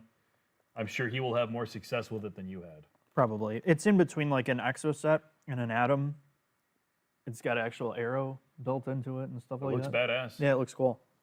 Please enjoy that car and drive it more than Mark drove his Atom. The new guy that bought the Atom, it's funny. Have you followed his? Yeah, he drives that thing everywhere. He drove it. So I told him, I'm like, great car, but it's miserable. So he decided he was going to drive 3 hours round trip to go to some like car meet thing in 20-degree weather. So this dude drove that thing 3 hours, and he posted up a picture of Jack Nicholson from the end of The Shining, where he's frozen to death. Sorry, that's a spoiler for you. Oh, dude, I haven't seen that movie. 45 years later. Oh, so we need to say hi to Andy the Lab and the Straight Pipes. Andy the Lab continues to be amazing. She'd probably kick her ass in a racing sim at this point. Yeah, she's doing some, her name's not Andy, but the dog's name's Andy. Her name's Deb, and now she's doing some serious online racing. She's never done any car racing or like track day stuff. If we do a meet though, she will be on track. I want to see, because she's one of these few people that I know that has gone to the extreme with some of the sim racing, and I'd really like to see how it translates to real driving for her. And I messaged her. She asked me something about like I don't even know what the last conversation was, a Assetto Corsa or something, Corsa. And I was just sitting there thinking, I'm like, for me, I can't do sim racing because there's no G-force. Like, I feel everything. So I feel the car move. That's how I judge how to handle a car. The same But problem. in sim, it's like, okay, you got to look at like what the screen's doing to feel everything. So I just wonder if she's going to be like instantaneously good, or if it's not gonna, or she's gonna be like horrible at it. I know she's clearly a competent driver. Actually, I'm genuinely excited. So, A, meet Deb in person if we ever do a meet or a video together, and then B, I'd like to see how she does behind a wheel. And the Straight Pipes, congratulations to both Jacob and Yuri About what? about being the best, being winners. They're always winning. But I also hear they're breeders. Oh, yeah, they got some kids coming. These guys don't do anything to make it big on the internet. Now they're going to have their mommy and daddy vlogs. What else are they going to do? They're going to put the kid in the back of a pickup truck, V8s. I don't see any problems with that. Jacob's having a boy, isn't he? I think so. Yeah, Jacob's having a boy. So of course now he's gonna have the daddy Raptor. He's gonna have to downgrade that to a 3-cylinder to keep his kids safe. Can't have those loud V8s. I hear he's going to buy a Bronco Sport. Oh yeah, now you're talking. All right.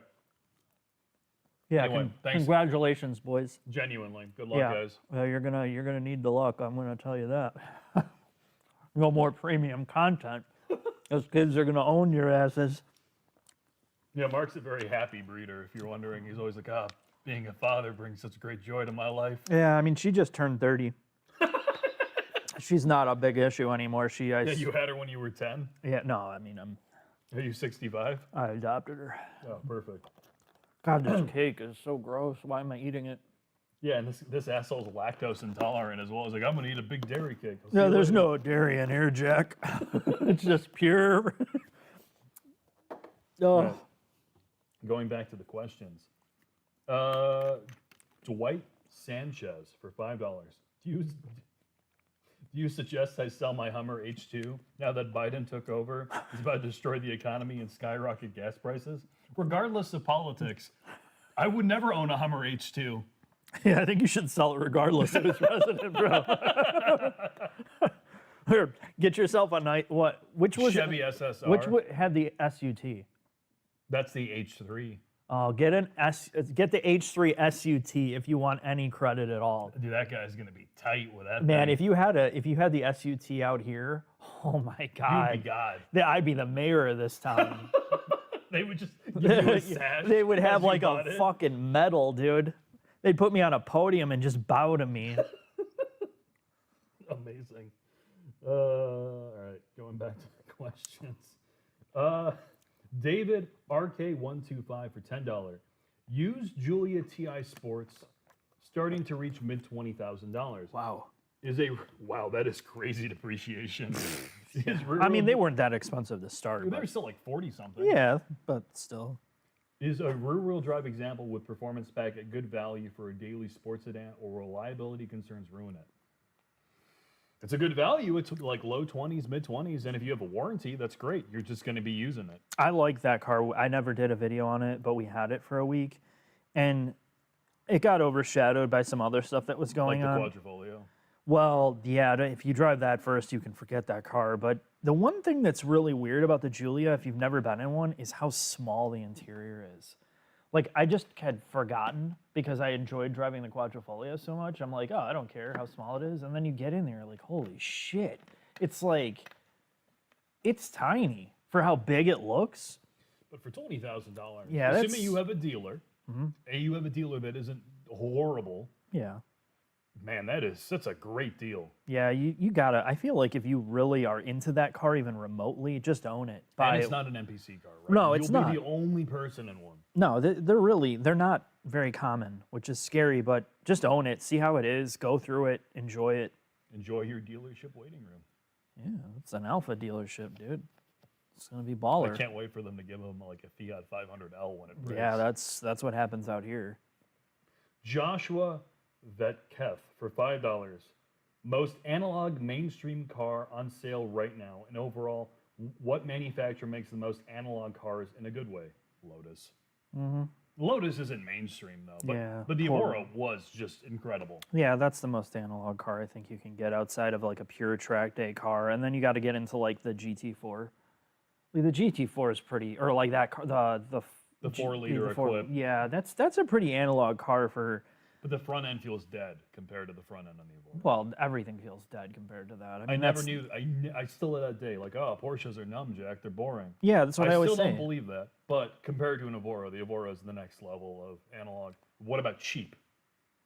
Cheap, say, sub $40,000. Get an STI.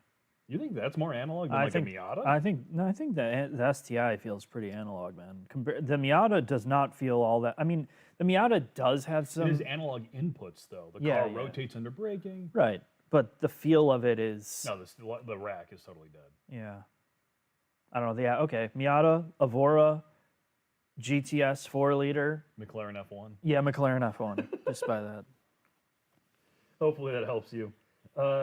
Chani Sauce for $15. Hey guys, big fan from North Kalaki. I recently bought a 2018 S5 Cabriolet CPO. Thoughts on my particular model? Will I be as happy now as I am? Will I be as happy now in 5 years? Or in a couple years? I don't know. You had that's. You like the S5. I do. I do. I don't think it's a long-term car. I think it's a car that reminds me a lot of like, it has a lot of the feeling of the Accord. What makes the Accord good in many ways, and then you tack on better build quality, better luxury, more solid, good audio system. It's just a really solid, like serene feeling car with just smooth amount of power. I don't know that I could live with it for 5 years, but definitely like 2 or 3 as a daily driver. The thing that the Audi does better than the BMW and the Mercedes is be comfortable and have a good interior. No, it that is. Things work. It is. Like the ride's great. I mean, it's the best balance for a sedan that you could possibly get. It's just in his case convertible, but but it lacks, it lacks a certain personality that VW, Audi, and Porsches have a problem with. They're like, if you like that part and you hate like what Lexus does, and you hate kind of like the weird, quirky shit that like in Infiniti or the Japanese brands, you're gonna love. He'll like it for about another 3, maybe 5 years. Once his warranty runs out and the interior tech starts feeling dated, I don't think the drivetrain is gonna save the je ne sais quoi that he feels now that will be gone. Yeah, I would say so. Matt brand cars for $5. Thoughts on Aussie trucks like the Ford Falcon Ute and the Holden Commodore Ute? No, Love man. the content, guys. I wish we don't have that here, but if we did, they'd be crazy popular. They'd be insanely popular. I mean, it'd be a fringe market, but I think there's nothing else really out there like that. I think it would be hilarious. I have a soft spot for all things Aussie related. So as a kid, I grew up in Asia at international schools, and most of my classmates were Aussies, weirdly enough. So I grew up loving big V, like the Ford Falcon Interceptor, like the Mad Max car is still like peak old muscle car. So I think like a Holden Commodore, Ute with the blower on it, like basically think of it like a CTSV wagon would be, or sorry, pickup truck would be hilarious. Yeah, we don't. Everything's so cookie cutter here now. We don't get. There's nothing that exciting. No, most of the modern cars are pretty. Everything's got to be a high performance SUV. Dude, the GLE 63 AMGS Coupe, what a looker. Oh my God, those things, every time I look at those videos, I'm like, I can't believe we did a video on that. I'm like, how did I make that through without going to the hospital for some like type of like visual poisoning to my eyes? G-Truck for $5. Mark, which Genesis were you going to buy? Should I buy a 2018 G80 Sport 3.3 twin turbo? Tonight? Oh, that's crazy. I was going to buy a 20... 5 liter, right?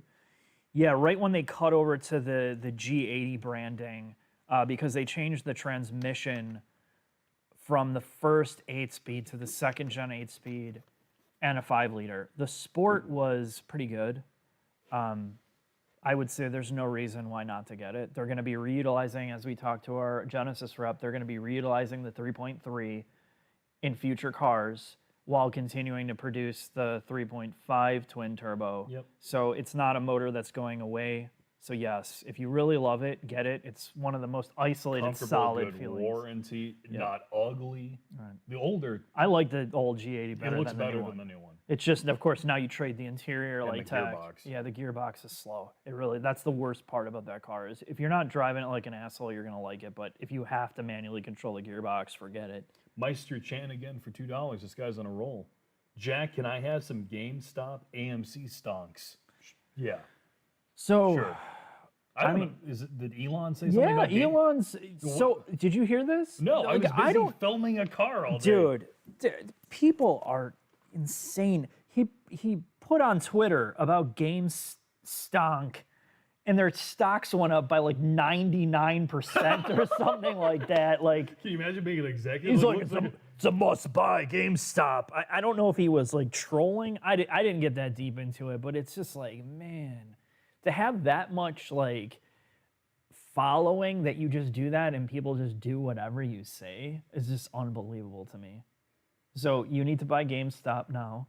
You need to switch over to Signal. and then crash their server so you can't use it. Todd Seatbelt for $1. Todd, we will be. I hope you like shilling merch for us because that's what you're going to be doing here real soon. Todd, we got some shirts for you to try on. You're going to look real good. Todd is an Todd's American a national hero. Yeah. I hear this coming season he'll be doing another video on a C6ZR1. Yeah, that's what I hear. This guy has saved a lot of lives this past couple months. I mean, like, he doesn't take enough credit for all the lives he saves. He saved, like, was it a little kid in a tree or something last week? He's an American hero. Yeah, it's like these people constantly send me pictures of him doing these do-gooder things. So he's really turned a corner. I'm happy for him. Arsha for $5. Love YouTube. So glad to catch your premium, class-leading, luxurious live stream. Wishing you a best-in-class, innovative, fully loaded evening. Arsha, thank you. Thank you. This evening is segment busting with Mark's technical mishaps in the beginning. Yeah, you're lucky you missed. Hopefully, you missed the first 22 and a half minutes. That's why we have pending lawsuits. He's suing us now. Oh, okay. So the next one's like, hey, I want my money back. I'm suing. P-Tram for $5. What gets more attention, an AMG GT in red or an Lexus LC500 in red?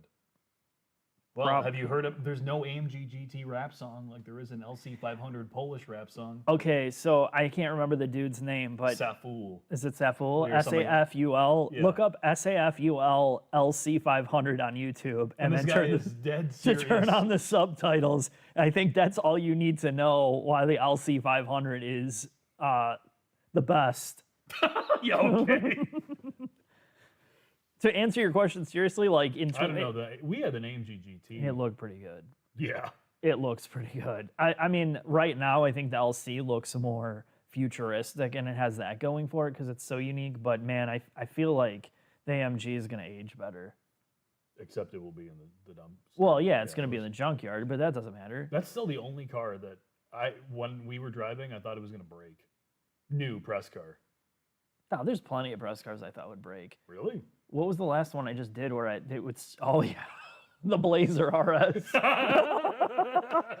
Dude, that thing, I thought it was gonna catch on fire. I was driving back from Iowa, and I drove straight from Iowa 5 hours right to the shop, and Mark had filmed the drive segment in the Blazer by himself. He's like, dude, I almost faded out the brakes. No, I faded out the brakes; they were gone. He faded out the brakes. We have a pretty big shop. It's not, I mean, it's not huge, but yeah, it's not that big, but I could smell it walking in through the office. Dude, it smelled like lung cancer. It was toxic. Like everything that could have been cooked or like heated up on that thing was like the oil temperature gauge. And I was like, oh, it's cool. It's got an oil temperature gauge. And what that means to me is like, let's see how high I can get that needle. And it was like by the time I came back, it maxes at 320, and I think it was like at 300. It was like way up there, and there was no like warning lights or anything, so you know it's fine. There's no oil in the engine, but man, did that thing stink. But I was so surprised how quick that 3.6 liter. Like, oh, bro, Jack, it has RS in the back. Yeah, it's Rally Sport. Yeah, I took it off road. I took it off some jumps.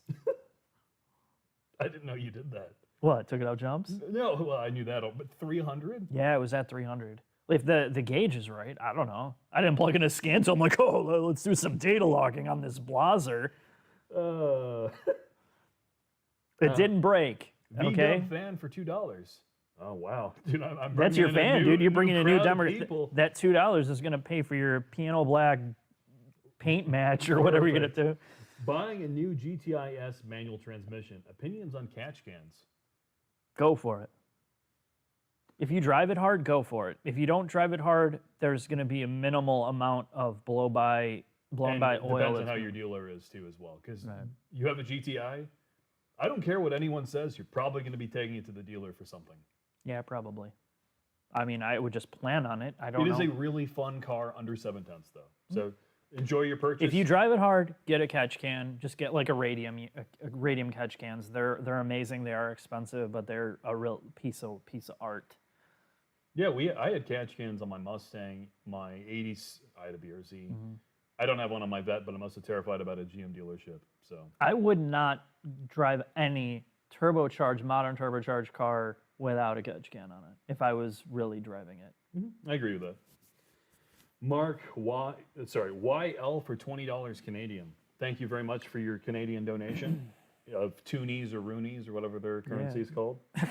Hello, Jack and Mark. Asking for a friend who's considering a used MDX or a new CX-9. She wanted a good SUV with all-wheel drive, but is concerned about reliability and ownership costs. What would you pick? MDX.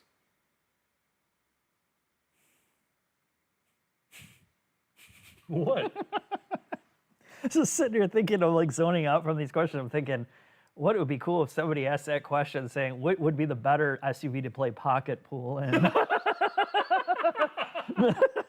And I'm sitting there thinking, like, yeah, well, let me think about that.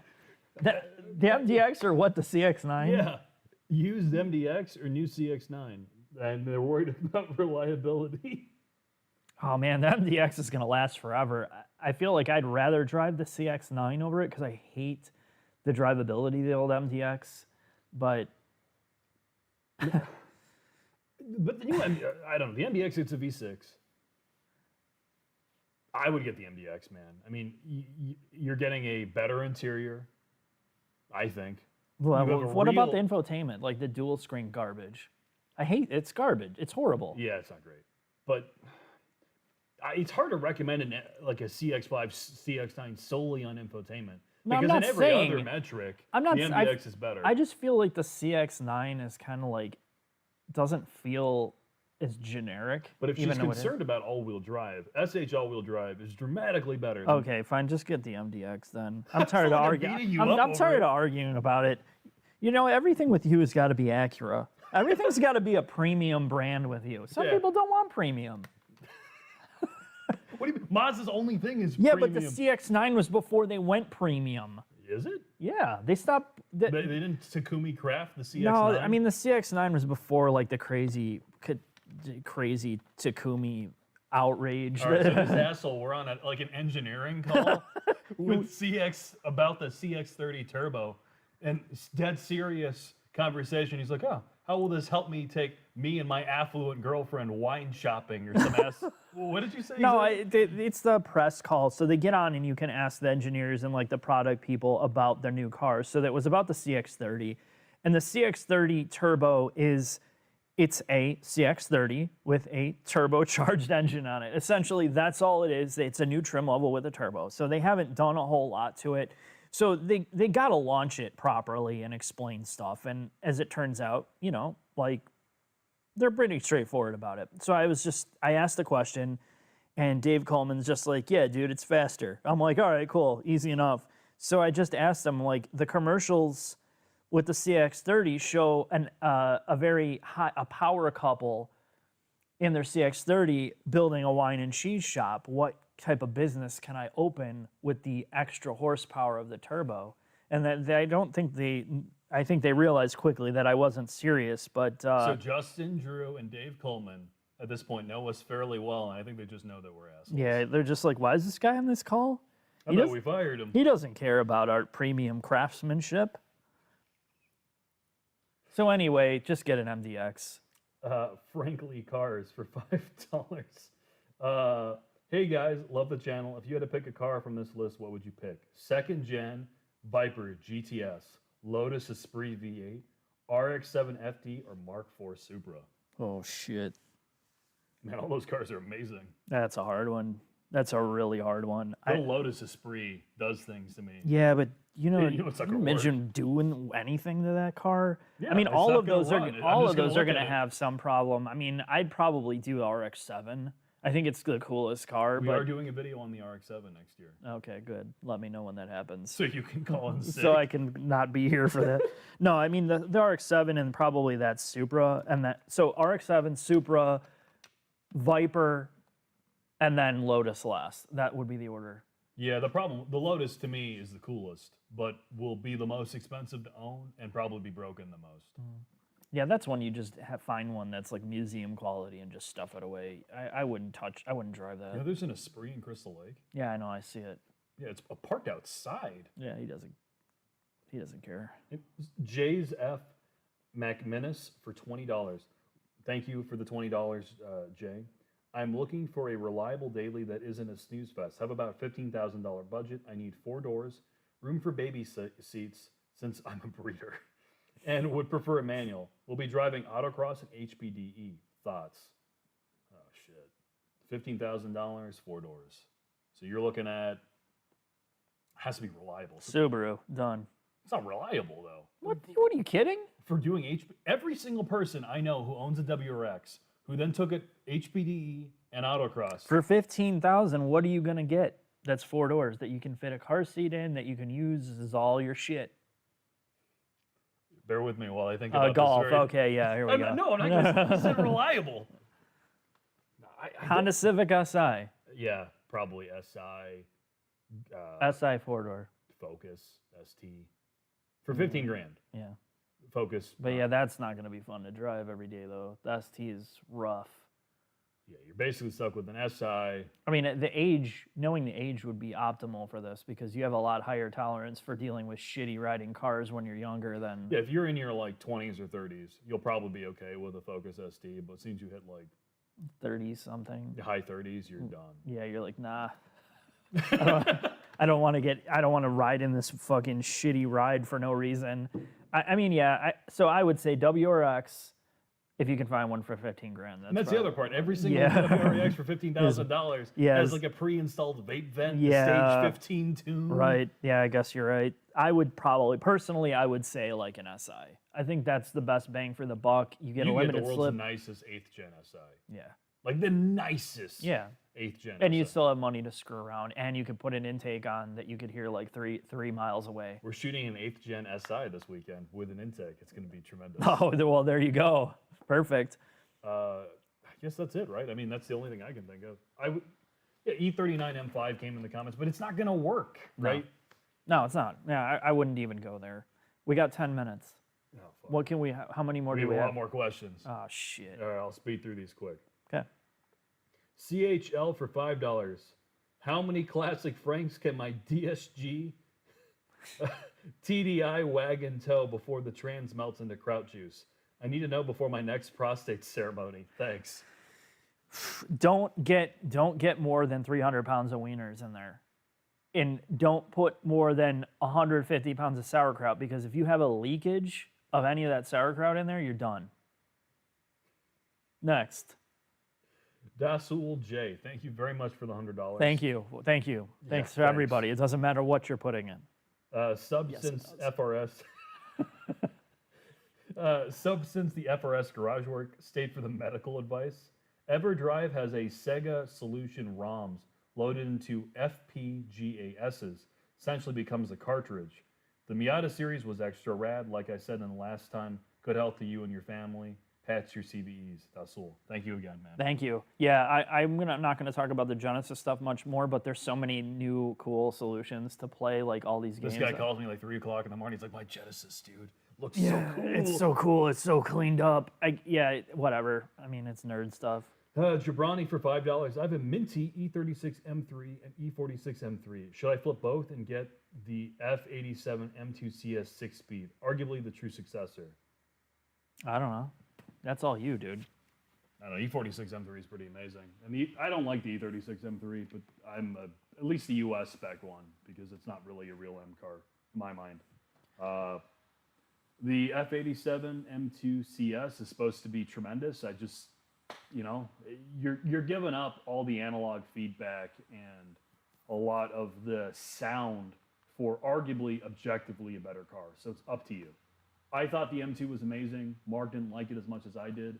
But again, I'm more of the BMW guy than he is. Is that a fair statement, Mark? I'd say that's a fair statement, dude.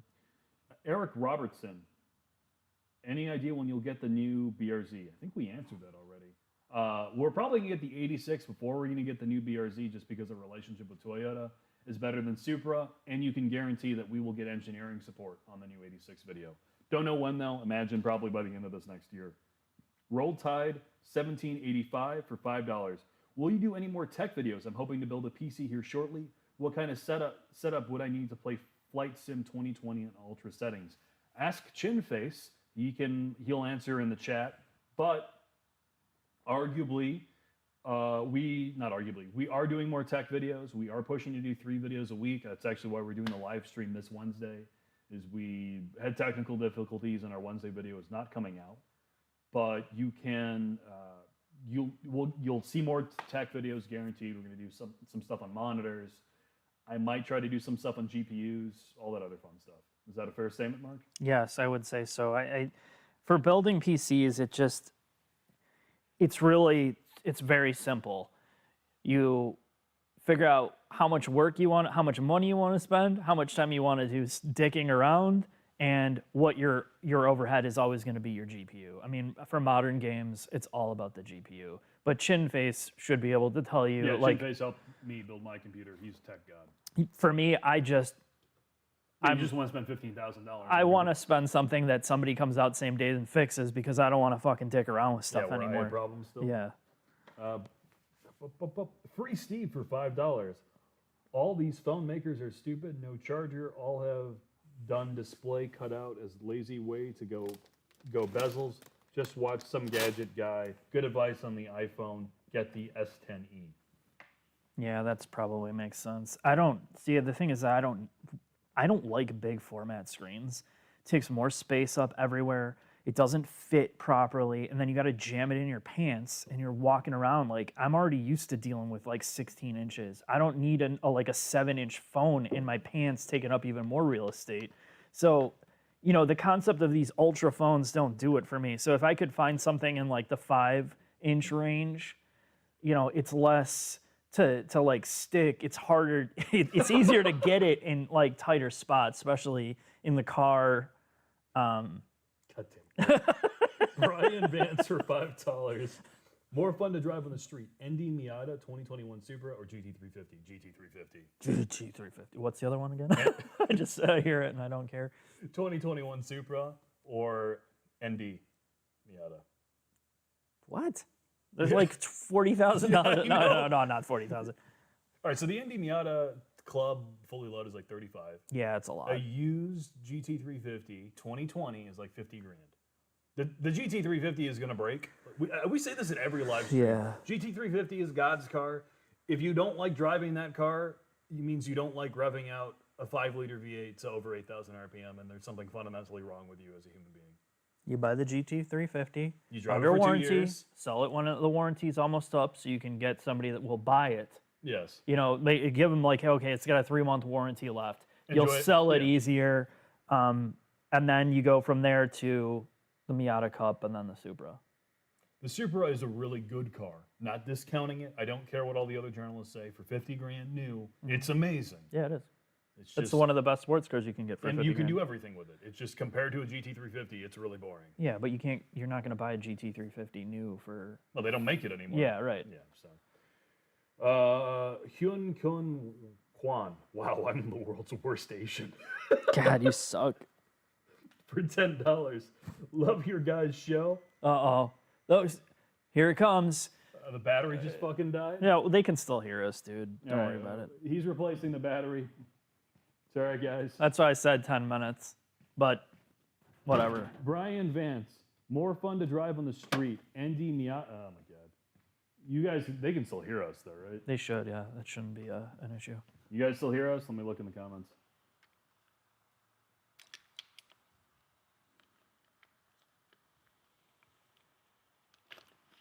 All right, they can still hear us. So we're just gonna use the webcam next time we do this, Mark. This is a dumpster fire. Don't start with me, Jack. Anyway, for $10, love your guys' show. I am hoping to buy a BMW M240i, but it's so hard to find any good used models. He doesn't want a convertible. Any alternatives? I want something small, rear-wheel drive, and small rear-wheel drive to understand a good balanced car. ND2 Miata. Good call. The problem is it's not that usable. But if you want a driver's car and you're okay making some concessions going away from the BMW, that's probably your best bet. Yeah, I would say so. Airwone 1017 for $5. Fart 69, that's all he wrote. Anyway, thank you for the $5, Airwone. Savage Grace for $5 Canadians. You guys are great. Give that zit on Mark's face a name. Dude, it's an ingrown hair that I cannot get rid of. I've cut the thing open with multiple multi-tools, and I can't get rid of it. I can't. I'm gonna need to go to the doctor to get it shot up with antibiotics at this point because of the stress that Jack's put me under. Ramad Jones for $5. 2018 Kia Stinger for $36,000 or 25,000 miles worth it. Sure. What do you think? For 25,000? No, for 36,000. Oh, that's crazy. You think that's too much for a Kia Stinger? I don't know if it's too much, but it seems like a lot I would to use me. Car Gurus, honestly. Just find, and not be worried to travel out of state to buy a car. If you really want to save your money and see what other people are paying, that's probably your best bet. That's what I use. I think that's what you use too, right, Mark? Yeah, I use Car Gurus a lot. Krishnan Karanam for $5. If Toyota had bought JLR, they would have been a better place. Yeah, you're probably They right. would not have meshed well, though. They might have been in a better place, but Toyota and JLR are like two diametrically opposed companies when it comes to philosophies. Oh yeah. Performance reviews for $5. Appreciate the videos. I base my review content for vacuums on your format. Good to hear, performance reviews. Thanks for the $5. Oh shit, we're back. You guys see us? No, not yet. No. I'm actually using the Webcam now because Jack's problem with the real camera has caused such a grievance with me. They can see us, can they? They probably should. Yeah, it looks like Can it. you see it? Oh, they see us. Look at that. Okay, so this is called redundant. This is what we do in tech here. We have a redundant solution for everything. So our mics were not tied to the physical camera just so you didn't lose audio. That was by design. And now we're on the high resolution. It looks like it was built in 1300 BC. How much was this laptop? Don't worry about that, Jack. It's built Dell tough. Oh my God. Igor Kolupov for $5. Love your reviews. What's the best V12 project car for $10,000 to start? Oh my God, V12, Yeah. 850. You think they're way more than 10 grand, aren't they? I don't know. You can't find an 850 for under 12 grand. Or 10 grand? Isn't it all the Mercedes and the BMWs that are that? Like, isn't that what they do now? Yeah. What's the old like S class with a V12? I or can't. CLS? I can't remember. I You're know. gonna go broke. Yeah, of course. But that's the whole point of it. One of those. I think the 850 is probably even a worse decision than the like an old AMG with a V12. You have to be in the mindset you're going to be tinkering around with that stuff, man. Tinkering, you mean pushing it? Well, yeah. You're going to be in the garage a lot, but that's what you want if you're buying those cars. You're not like buying them to get like a Toyota Corolla experience. You disappoint me, Mark. Whatever. All right, what else we got? What Tommy else we G got? for $5. Opinions on the reliability of Subaru's CVTs. The market for a Forester for the visibility and practicality. Thoughts? Should I buy something else? I don't know. I mean, so far they've been okay. The Forester is great. I mean, like the earlier CVTs had problems, but it's much less of an issue now. But again, the people that are buying these are also not beating the snot out of them. You know, you're just driving them like a normal. The 0.8. Forester to me is way better than like 95% of like the MPC CRVs ref. Yeah, I mean, they got their own like style and thing going on there. So I like it. I mean, I like it for what it is. I mean, it's certainly not. It doesn't have a cool factor to me. It has about Negative cool factor. yeah. But at least, like you said, it's not super generic. Meister Chan for $5. What's your favorite life-changing comment from YouTube or Patreon? Just curious since I've subbed to your videos. Just curious since subbing to your videos has cured my shingles and eczema. That's a powerful statement right there. Maybe I could get some eczema lotion like sponsorship deal after that comment.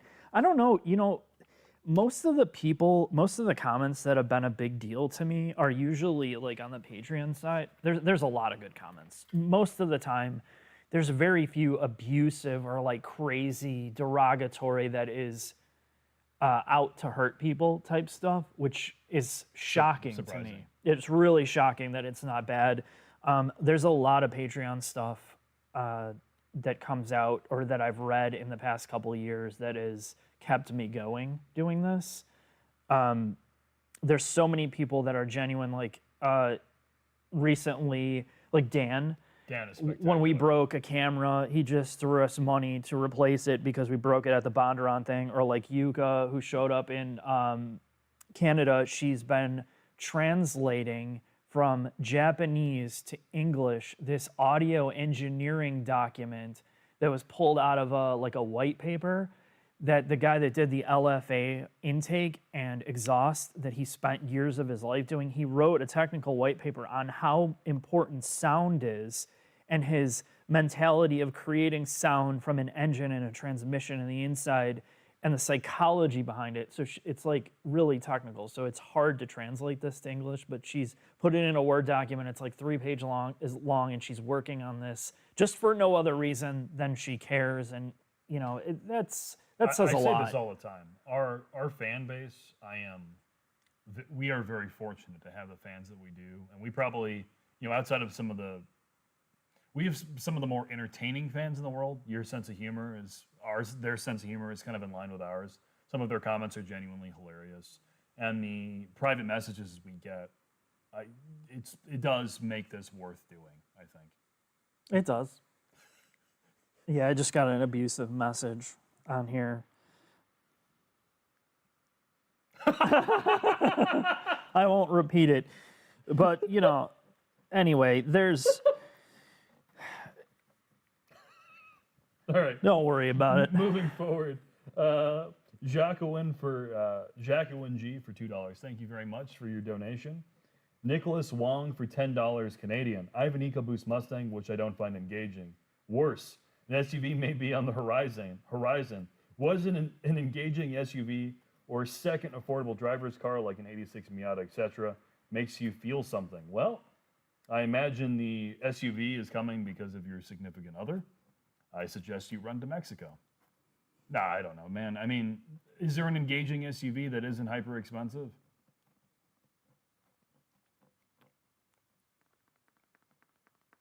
Yeah, you know what I mean? It's hard. You know, like the SUVs have replaced the sedans and the cars, and they've gotten better. You know, what you traditionally thought of like an SUV or a CUV was way worse 6 years ago than it is now. Yeah, but it's not engaging. I mean, you can get a GTI but or a Golf most R cars or a are not hatchback. engaging anymore. How many cars are engaging? You could get a Type R. Well, you can't find one, but if you could find a Type R, huge, big trunk or hatch, big back seat, you can fit kids back there, and it's still comfortable. Yeah, and but it looks like somebody ground up. The alternative, though, is an SUV. Yeah, but you're not going to convince a significant other in certain scenarios. You mean Of like if like- they have vision, they're not blind? Like they're like, oh, let's get a RAV4 or something, like, you know, that you're not gonna be like, oh, let's get a Type R instead. It's just not gonna happen. Like, I mean, if it's my money and I'm paying for it, I'm doing it, and I have to deal with it, typically I want something that's gonna be the most functional. And I have to make that trade-off that there's not something that is totally fun and functional. You have to compromise with it. And I think some of these SUVs have gotten better at it. I really have. I mean, they're not as bad as they used to be, but they're so boring. If he can't convince his significant other or whoever is forcing him to get an SUV to get like a Type R or a Golf R or a GTI or hatchback, then get like a cheap 86 and like a CR-V or a RAV4, right? I mean, that's. It has to be one car. Now, he said you could possibly get a second car if it was cheap. This is like growing up. I know that you can't, and not everybody can have two cars and have like a fun car and an SUV or whatever, but it's a way better to try to have that normal car that you don't blow your load on financially. Have something that's going to be practical, functional, and do everything you need to do every day that's reliable, and then spend the extra money that you would have spent $40,000 or $35,000 on a new SUV, get a used one for like 15 to 20. And then save that money to get something fun that you can enjoy when and if you have time on the weekends. And I think you're splitting that up because most cars now are nothing is like particularly that engaging to the point where there's one car to do everything. I don't know. That's a long roundabout answer. No, but you're right. I mean, there are certain people though. Like we had a gentleman who gave us an X3M Yeah, it was the X3M. Like I think it was a competition. I can't remember earlier this year. And he's so busy that the only time he gets to enjoy his car is on his drive to work, and at that point, can't have two cars. Yeah. So I mean, Yeah, I know. different strokes for different folks. It just but depends on where you're at in your life and what you value. You know, if you want to have fun, you got to have a fun car. There's if you really, really love to drive and you're passionate about it, there's no substitute for a dedicated, purpose-built car that was designed for that singular purpose. The more you water it down, the more like your GTI or the Golf Rs or all these cars that are trying to do too many things, you start to lose that connection the more that you do it. And that's why I have some of the problems with more of the mainstream Porsches. They're trying to do too much instead of trying to be just laser focused on I can't hear fun. you over my Porsche. Yeah, I know. Anyway, everybody's different. Yeah, everybody's different with this stuff. Evac 311. Love my for $5. Love my 2018 Mazda 3 2.5 liter manual transmission. Can you speak to what you like about the brand? Is there any chance of the new 6 offering a manual? The new 6 will not offer a manual. I almost guarantee you that. The new Mazda 6 when it's rear-wheel drive. I don't know. They might. I feel like they might just to like kick the brand off with it. I feel like they're gonna have to. This is gonna be a huge deal for them. To have an inline 6 rear-wheel drive architecture is opening the door for a brand new generation, a brand new era for them. And I think they'd be stupid not to do it, at least for like the first couple years. But that also means somebody would have to develop that transmission. And since Mazda does everything in-house, mostly, I don't see them doing that. But if they were able to source some Aisin gearbox, which would be obviously easy with Toyota to do, they could have a manual. And I just, nobody's going to buy it. But I feel like from a marketing perspective, they would do it. Yeah, you know what I mean? Put the resources in that? I feel like to kick that off, they would. I could be wrong, but What do you like about the brand? about what? Mazda's a brand. They're smaller, they're less insular, and they're way more straightforward, and they don't bullshit as much. They bullshit, of course. They have their brand identity, but they're more honest about it.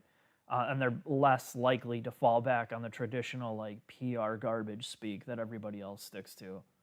I think the people involved, at least with US Mazda, I'm not just saying this because there's a Predator drone outside of our shop, but they are some of the most genuine, honest people we've worked with who are 150% behind their brand. Yeah, no, they're behind the brand. They're just more self-aware of the industry and like what they're trying to do.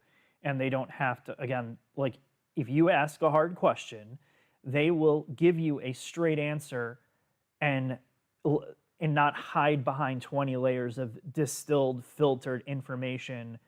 And it's because they're smaller. I think they just have the ability. But they also have the right people. Like Yeah.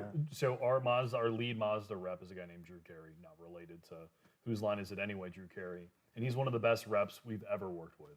Yeah, no, all those guys. I mean, Yeah. they all do their jobs. They're all out for like everybody else. They gotta keep their jobs. They gotta help flourish the brand and like the messaging. But there's also a real side that they can turn that stuff off in order to Be really honest about the to be product. honest about certain things. Yeah. Ida Vazkovlo for $25,000 in CRC. I don't know what currency that is, but thank you. Thank you. Do you like the Hyundai Genesis Coupes from the 2010s? I love my 3.8. Good fun, plus, and it's a good fun car for not a lot of money. Thanks for all the content. What do you think about the Hyundai Genesis? I liked the last gen with, even though the fake vents were kind of weird on the hood, but I kind of always liked the styling. It had a long hood. It was lower looking. It didn't have this weird proportion to it. It's just Hyundai, as usual. They kind of like, well, They never stick with anything. They never stick with anything. That's what kills me about it. But as that generation, the interior was, not good.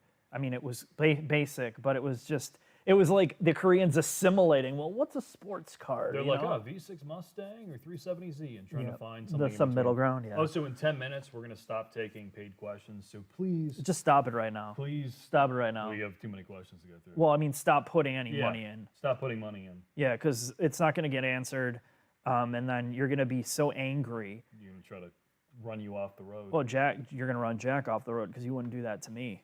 Not with this on, okay? I love you. Oh, my All right, going back to this. Oh, so thank Chin in the chat for being a premium moderator. Yeah, Chin Face is doing some serious moderation. He told us what. Well, actually, I can't repeat what he had to moderate out the last time, but it was Tremendous. horrible, like absolutely horrible, yet absolutely hilarious. But we can't talk about it. So, but yeah, thank him because he keeps everything in check. Nicholas Lubin for $10. Hey, love your channel. It's the Nicholas Lubin for $10. Thank you, Nick, for $10. Hey, love your channel. The best ever is a Titan, a good truck. Didn't see review. Where does that fall in the sea of the 1500? We've never done a video on the new Titan because we never got one. Yeah, I think we're gonna get one though, aren't we? I'll ask. I think we're supposed to get one. I don't. I remember seeing it somewhere. I can't speak about it honestly. Do you have anything to say about it? Or not? I was in it right when it got refreshed or changed, and that was like 2015 or 2016. Okay. And I had it for like a day.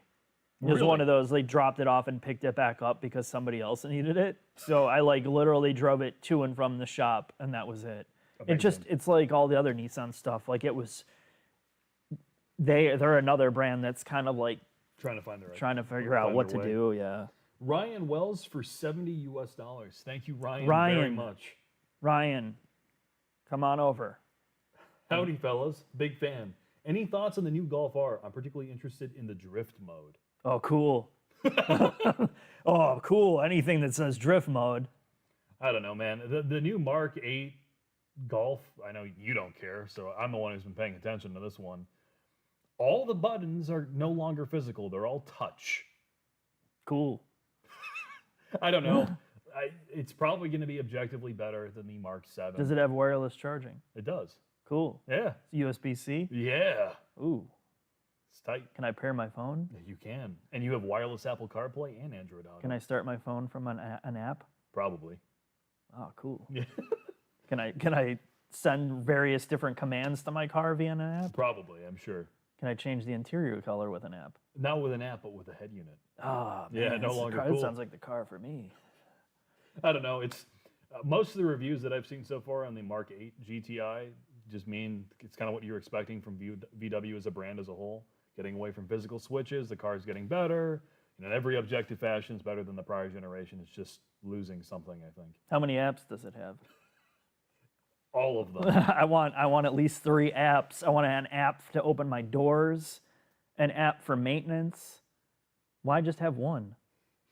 So, what's your problem with drift mode in the RS? It's stupid. Well, drift mode in the Just M5 turn was the amazing. fucking traction It was control amazing. off. The Oh, M5 was off? amazing.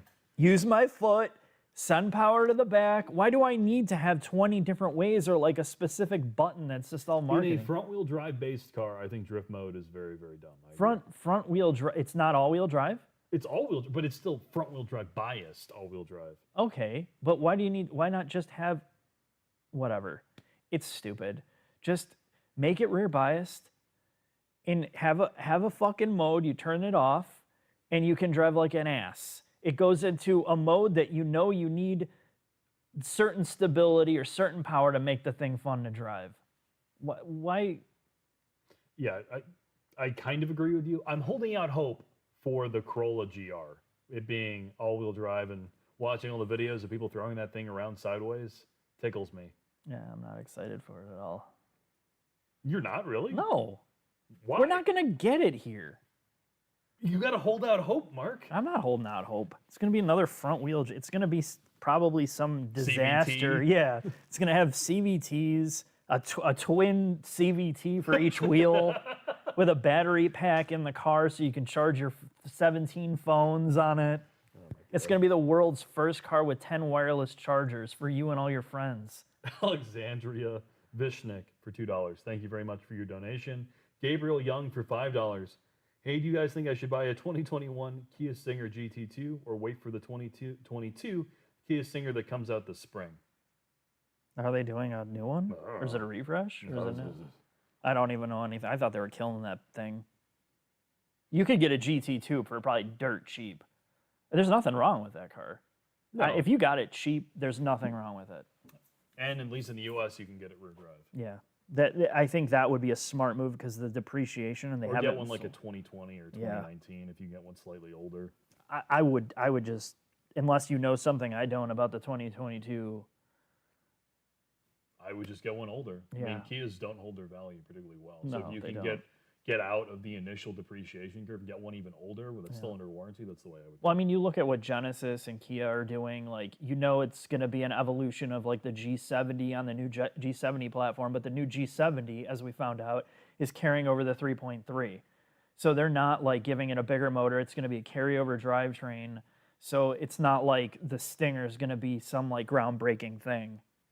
They'll probably, probably change the interior. I'm honestly surprised they're putting any money into that car. I don't know why they are. I have no idea. Not that there's anything fundamentally wrong with the car. No, there's nothing. I just nobody's buying it. It's not like it's not a big hit. Back to this. What do we got, bro? We got like 10 more questions. We're almost done, Mark. We have another Stinger question. Here's a nice comment. I hit the subscribe button so hard I got my period. I hate Hechters for $10. Thank you for your $10. I'm interested in a Stinger GT all-wheel drive. Others have praised it for its handling prowess, except you. Is it really just a cruiser? Is the handling not good enough to have fun on a winding road? So Mark and I have a very warped perspective of fun. Tell him, Mark. That's fun. Everything's fun. No, but honestly. No, it is warped. We're in and out of too many cars. Way too many. Like, I know what I thought was fun when I was younger and I didn't have a perspective of driving everything is much different now. I think the only thing that's carried over now to me is I want something with minimal drama that I'm not going to feel like is work to go out and drive, and I'm not worried about every single time I drive. I think that's the only thing that's carried over. So for me, fun can be, at this point in my life, fun is just actually going out and driving like an asshole and not dying, not getting a ticket, and not being broke down and having to be on a tow truck where I don't feel like I just spent 8 hours working driving it. So I don't even know what I'm saying. There's too many questions. I don't even know what I'm fucking saying anymore. So he asked, he's interested in the Stinger GT all-wheel drive. People have praised it for its handling prowess. Is it good to drive, or is it just a cruiser? To me, it's a cruiser. We had one a couple years ago. But we had one, to go right back to what you're saying, we had that car the same time we had a McLaren 570S. Yeah, I forgot So, about that. this is what I'm talking about, is like perspective. It's so warped. I forgot. And I'm not saying that I couldn't look at it objectively, but when you're driving those cars back to back, you're not like, oh man, this Stinger's, I gotta get me one. It just doesn't work that way. If you would have put the Stinger next to like some CVT like Versa note pile, you'd be like, oh man, the Stinger's the best car I've ever been in. I think the Stinger is a really good car for the money when you buy it. To me, fulfills the same void of like an Audi S5. Yes. Good daily, fast, a little bit of fun, but not a real sports car. No. But to most normal people, if you came from like an Accord, it's fast as hell. Yeah. I mean, compared to an Accord, let's just put it that way. An Accord or Camry, that thing feels like it's a sports car. But if you're coming from a Mustang or Camaro or Miata, you're not going to think it's a sports car. Its issues are minimal. It's just subtleties about its interior quality, like the fact that it's kind of a copycat thing, but the transmission isn't the most responsive thing, but the motor is amazing. It's so fast for what it is. We're in at K for $10 really quick. We will do an Audi e-tron if we get one as a press car, and they don't. We were supposed to get an Audi RS wagon. Didn't happen. We were supposed to get a bunch of Audi RS products, so who knows? But if we do, we'll try for you. And that was a $10 donation. Yippee for $5. I'm a businessman and I want to be a winner. What should I do? Like, subscribe, follow, thumbs up. That what this guy says. Suzu for $2, just the tip. That's a lie. Nobody ever does that. Dan Knowles for Except me. $5. Which of these salted meat products is best for autocrossing? Which salted meat product? Is best for autocrossing. I'm a prosciutto man. I'm a pastrami man. Is that technically salted meats? I think prosciutto is technically salted meat. Is pastrami not? Pastrami's a meat, but I guess you could put salt on it. I'm gonna go with pastrami because it has a dual effect of one, it's thick enough if you cut it right to use it on your head as a hat. So for me, I get that extra layer of UV protection from the pastrami, and it's not gonna taste any different sitting on your head all day. And when you put it on a sandwich, it's almost like a panini on a panini press. Dan, I'm sorry, I'm going with pastrami.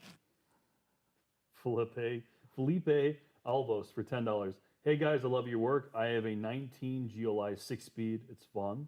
I'm debating between a Giulia TI Sport and a 330 with an M package for my next car. I'd get the BMW because it's probably going to work. Okay. Is it- Yeah, I'm not even joking around. I'd agree with that. Gats for $5. Recommendation for rust protection. I have a new STI coming in February and I want to keep it long term. Okay, don't drive it anywhere. Yeah, Just don't take drive it it in the snow. Take it right to your rust protection, people. God, what is it? Crown is really the best, one of the best ones still. You just have to make sure that it's a place that does it right. Like if it's all about application, like everything we talk about, like doing it right from the start is all the labor to make sure that it stays, shit doesn't get underneath it, and it's expensive too. It's money. Dan Knowles once again for $5. Here's a top tip for VW 2-liter turbo GTI owners. Aluminum water pump, billet rear main seal, and a catch can. Dan knows his stuff. Dan has put it out there in the universe. Get yourself a catch can. Get yourself a billet aluminum strut tower brace, billet aluminum steering wheel. And chrome out your car. Yeah, and a full chrome kit. Entire car. Jose for $3. Can we get a Nissan GTR review? Yes, it's coming. We're going to film it in late February. In fact, the next person who commented, the Topher, who donated $5, he's getting it before us because we turned it down. Because initially, and enjoy the car. I beg you, Topher, please don't total it. Originally, we were supposed to get engineering support, and there were some scheduling conflicts. We want to do a retrospective sending off the GTR or really celebrating the car, and we couldn't do that without the Nissan engineering support. But we will be getting it in February, supposedly, potentially, probably. Okay. Yeah, as long as it's in late. Topher for $5. I bought a 2021 Corolla hatchback manual and love the car. Wasn't expecting this to be so much fun. Thanks to you guys for your video. Well, Topher, I'm glad you love the hatchback. It's great. Do you disagree? I love the hatchback. It's just do. expensive, It's expensive. but it's a great car. It is. Jeffrey for $3. Thoughts on a possible Corvette-style GM SUV? It's gonna happen. It's gonna happen. It's just gonna happen. I think that they spent so much money on the C8 architecture. There's no way that GM's going to be like, oh yeah, let's just keep that as is. You know, the business moguls behind the GM tower, they're like, yeah, my wife, she needs my mistress. Were we at the GM tower and they were talking about how they got busted? So if you've ever been to Detroit, I'm going to tell you a story really quick. And I know Mark is like, oh, I got to get out of here. But we're going to answer all your questions before he leaves. So we went to GM's headquarters a couple years ago and we went to an auto show that Mark picked the wrong date to go to, so we showed up on the wrong day. But we did get to go to the headquarters, and we talked to another rep. Allegedly, well, not allegedly, there's a restaurant on the middle or top floor of the GM headquarters that's fancy pants. Yeah. And when you go into this building, it looks like OCP from RoboCop. Right. It looks like this big evil corporation. And they used to have problems with, what's the high-end term? Call girls with some of their business people or suppliers who hung out in this high-end restaurant. So yes, anyway, that's my GM question. So yeah, that's the whole thing. These guys, you know, they can't take multiple women out in a C8 Corvette. So they need to make a C8 SUV. SUV. I don't know how they're going to do it, but... And it's got to be big, and it's got to fit plus-size personalities. All right, MLG Crazer for $5. Looking for a fun Florida car combo. C5 Corvette for weekend. Interior that bad if paired with a Fiesta ST is daily. Thought of a BMW 135i, but scared of BMW. I don't know, man. If you're coming from a Fiesta ST and you're going into a C5, the interior isn't that bad. No, it's not. It's not that bad, no. It's not good. No, it's not good, but... If you can swing for a C6, it's nicer on the inside. C6 is a huge step up. From a I mean, C5. well, that's not saying a lot, but it is a huge step up. Yeah. Honestly, that's not the world's worst combo. And both should work most of the time. Mr. Floof82 for $5. With 3-row crossovers so popular, when do you think manufacturers go, F it, let's go to 5 rows? It's coming. Yeah, probably. Some manufacturer will do it, and if it's successful, they all will do it. That's how it works. Yeah, like Scott always used to say that, the whole monkey see, monkey do thing. There's nothing more true than that. It's like one does it, the other one has to do it, and they don't even know why they're doing it. That's the worst part. It's like, oh, shit, what's our product planning guys say? And then the product planning guys are like, oh, man, don't bother me. What's everybody else doing today? Oh, it's like, oh, man, I came up with an innovative idea. Let's call it something else, but it's the same thing. I mean, that's every where product. the coupe SUVs came from. Yeah, of course. I mean, every product's like that. It's not just cars. I mean, the phone world, the tech world, it's just, well, even like the YouTube world, right? You have one person that's popular, and everybody else copies the same format. You see that with YouTube cars. One person buys a car, then everyone buys the same car. Right. That's why you bought a HHR. Oh, so let's talk about one more. How many more questions are there, by the way? Honestly, like 7. Okay, let's get through the questions, and we're going to talk about Patreon one more time before we close, because we talked about it at the beginning before I screwed up the live stream. Andreas for €5. What I mean is what we mean is need a 2019 Kia Stinger review. I will ask for a Kia Stinger so we can do another video on one. Yeah, I should have asked for it before my rep left. I'll find another one. I'll Find another rep. Find one of the disposable reps to just keep appearing. I guess we can hit James up. I will. I'll head up James. And just be like, hey, we had an all-wheel drive Stinger. Can I get a rear-wheel drive? I don't think they care.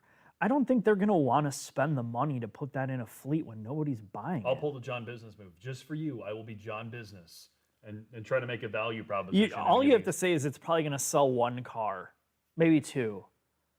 And they'll bring it to the region. But I Jay picked for $50. Jay, first off, thank you for it's Joe.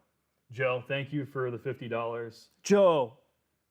I did read, so he asked, this is more of an inside thing, but keep the 997er solid, or did you make contact with George? I left George 2 messages. He did not get back to me. I will reach out to him again, probably in the next couple weeks. I just don't want to pressure. Joe's the one with the Ford GTs. Yeah, no. So we're trying to do a retrospective to all the viewers in this area who are listening on the Ford GT, the one that Doug DeMuro famously has, the original Ford GT, and a modern one. We'll see if we can do it. We'd like to style it. He's the one that has the one that was owned by. He had the one that was the one raced by Ken Miles. So he's anyway. He's got the real one that was raced by Ken Miles? He sold it. Oh, he sold it. Yeah. Okay. Anyway. And then in regards to the 997, as I said to you in the past, Joe, I don't know, man, you have such a clean black 997. You're not going to find another one like that if you sell it. But the new GT3, as I've said to you now a couple times, if you can afford it, the 991.2 GT3 with a manual is as good as cars get. Yeah, it really doesn't get much better than that. Just even the new 992 Carrera S is about as good as like cars his get. car has the same feel. It just it lacks the pure rawness of the engine and sharpness of the transmission, and that's what you're adding, and you're paying a lot of money to add that back. I'm not saying it's worth it's not worth triple the price. But if you can afford triple the price, it's worth every penny. It's the concept of buying any car at a certain trim level. When you know there's a Mustang with a high-strung V8, and you're like, oh, will I take the high-strung V8 or the 4-cylinder? Yeah. You're never going to be like, oh, yeah, I'm going to aspire for that 4-cylinder unless you're capped financially where you love that car. This is the only way you can get into it, and you got to work your way up. But at a certain point, it's like, I'm not going to waste my money on that. I'd rather save it to save that money to get to that place that you already know you want to be at. And that's the way that I look at the GT3. Well, Joe, I had this conversation with Joe, and Joe is one of those viewers that we're very fortunate to have met. I'm not just saying that because he's listening, but I do genuinely just keep the lies coming. Yeah, he knows. But he has learned something that a lot of people take a long time to learn, is that there is something better about having one car that you actually drive than having a big collection of cars that you never have time or get to drive at all. Right. And the advantage of the 997, it's something he does drive. But, if he consolidated all his cars and sold them all to buy one amazing GT3 Porsche or a new Carrera S with a manual, he'd be really happy as well. I would agree with you, and that's a big thing that we talk about on the channel about cars, and I continue to make the same mistake, and I have for a long time. You have these concepts in your head of what car you really want, what you think you're going to love, and the idea of it winds up always being better than the reality of it. And I've been through probably 4 or 5 cars now where I wanted them so badly and blindly just for an emotional reason that I got it, and then once I got it, I'm like, I really don't enjoy driving this. Or The Atom. the Atom was one of the worst cases of it. I mean, the Lotus was a really bad case of that too. The acquisition of the Lotus was really good. Like the trip that I went on, that experience to go through it was a lot, but the experience of getting the car was actually better than me driving the car. And there's certain cars now that I know that I will keep and have. And but it took me a long time to get there. It took me, what am I, 74 now? Yeah. It's taken me like 67 years to get to this point where I know this is the car I'm keeping. This is the car that I really love, that I would like to keep if I could afford to keep it. And then everything else is just... The emotional connections you make with cars from journeys and trips make cars more special. Mm-hmm. Like, I haven't done squat with a Corvette other than take it to Canada and drive viewers around. And yeah, I mean, that was cool. That was the best part, I think, of the Atom for me, is like having that experience with the people, like the Patreon. But we don't people. actually do anything cool with our cars most of the time. You 'cause we're don't. working. What do you get to do? And I mean, I think that's a majority of people when you're actually working a real job and you have to work and you're not just on autopilot where you get to, where you're so rich you don't have. Yeah. I even think those people don't have unlimited time. The amount that you get to go and drive and have fun is minuscule compared to what really the car is doing. Yeah, I agree. Ed B for $5. Thank you for the $5. Would you rather have a too stiff 250 horsepower car to work every day that's nervous all the time, or 180 horsepower lesser spec model that you need to beat on? I would rather have the car that I can beat the hell out of. Yeah, I agree. I feel like the whole power thing and all the prestige of like these faster, like, Unless there's great comedy behind it. right. Well, I mean, that's true too. I mean, horsepower is not everything. Like the Mazda stuff, the CX-30 and the Mazda 3 are a great example. Like the first thing in their PR brief is, look how much power it has compared to the premium brands. And then you look at the numbers, you're like, man, this thing makes a lot of torque and power for what it is. And then you drive it, you're like, it doesn't sound good. It's all the powers up front. It's not particularly fun to drive, so that power is very misleading. I would rather have a car, again, and this is a broken record, something that you could just trash. Like you have to just to annihilate the car to get it going. There's something more fun about that than the opposite way, I think, a lot of times. I think for most people, if they really drove, they'd have more fun in like a hot hatchback than they would in a really fast like X3M, because you could actually abuse it. Yeah. When I got out of like Asha, when she got the Mini Cooper, Yeah. like I'm like, okay, I want to go with you, look at this car, because she was buying it as like it wasn't a CPO, it was like a dealer loaner, a service loaner. So I wanted to see if it had been in an accident or whatever. When I drove it pretty hard, and I'm like, when I drove that car hard, I'm like, holy shit! And I just got out of the EV Mini, and I'm like, okay, that was fun, but there was something about it that is not baked into a lot of the other like commodity cars. Like the Mini has got a lot of problems with it, but drivability wise, it is so fun and nimble that you forget how important that is, and that it wasn't the horsepower that mattered, it was how it felt around you. And a lot of that's disappearing out of a lot of cars in favor of having to add horsepower to make up for the fact that it's more work to engineer a car to be fun and dynamic than it is just to throw a bunch of horsepower at it. People, I don't think, and this is going to go in getting away from the question, but I don't think a lot of people understand that higher G numbers, more mechanical grip, faster speed, at least on the street, does not equate to fun. It's really hard to explain that to someone. Then it is. But it's the reality. Like, I have more fun in my GTI than I do in the C7, just pounding around town, because I can take it to Redline, I can be an idiot, and the car is objectively in every fashion worse, but I have more fun on the street. Oh, yeah, I can understand why. I mean, driving the C7 And this is something that media does a really bad job at historically, from Top Gears to Motor Trends to Car and Drivers. The only way for them to really describe certain attributes is getting hung up on like the numbers game. The measured tests, the skid, like you were saying, skid pad numbers or like the ring times and all this shit, it means absolutely nothing to a normal person. Like it doesn't translate, but it gives people a way to be like, oh, this one's faster than that. And we joked around about this on one of the last couple live streams about the Cobalt, like the Lightning Lap, where the Cobalt SS is faster than all these sports cars around VIR. And there's no way in reality that you could tell me you would rather have a Cobalt SS than a Lotus Exige and a couple of like the STIs and all these other cars that it was faster than. I think even faster than like an NSX or something. There was something, yeah, something ridiculous if you looked at the list. And it's so, like when we do these videos, I have a really hard time explaining why. And you just basically have to say, look, you have to get in this car to really understand what the hell's going on behind the scenes. And you not only have to get in it, you have to be able to drive it at where they designed the character and where the fun is at it. The Atom was a perfect example. That car, as it turns out, was mostly only fun when you're out in the middle of nowhere and you can go to 100 and back down and 100 again. And then you have a couple turns where you see a bunch of field where you can go off and spin this thing and not die. But that's about the only time it was fun, because when you get into traffic, any real world scenarios, it's one of the worst cars. And then aerodynamics are bad. It's just not a good car, except in that small, minute space that it's in. And in my head, I had built it up to be, oh, this is a supercar. Top Gear. Yeah, it's a supercar. Look how fast it is. Look how capable it is. But your mentality about that's different than like me. I grew up riding motorcycles. Yeah. To me, when I got in the Atom, I just thought CBR 1000 RR, Panigale. So Right. my approach to that is a superbike mentality. Yeah. So my barometer for fun is different. But bringing this back to more regular cars, trying to explain to someone what fun is. In his case, 180 horsepower versus 250 horsepower. If you can have more fun day in, day out with a 180 horsepower car, and he can take it to the red line and it doesn't beat him up, that's the car I'd get. Well, I started to say this. That was my point. I would rather, like the constant discussions, I'd rather have something cheap.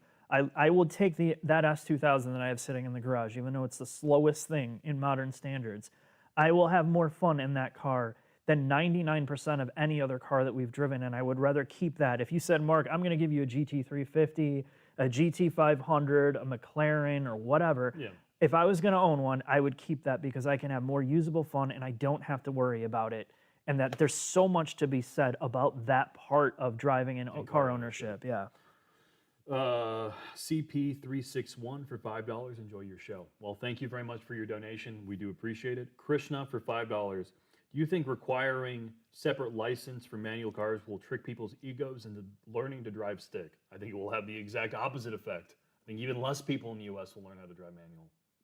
If you had to have a different license for a manual, where they've been talking about doing that or something, or is that just like just a hypothetical?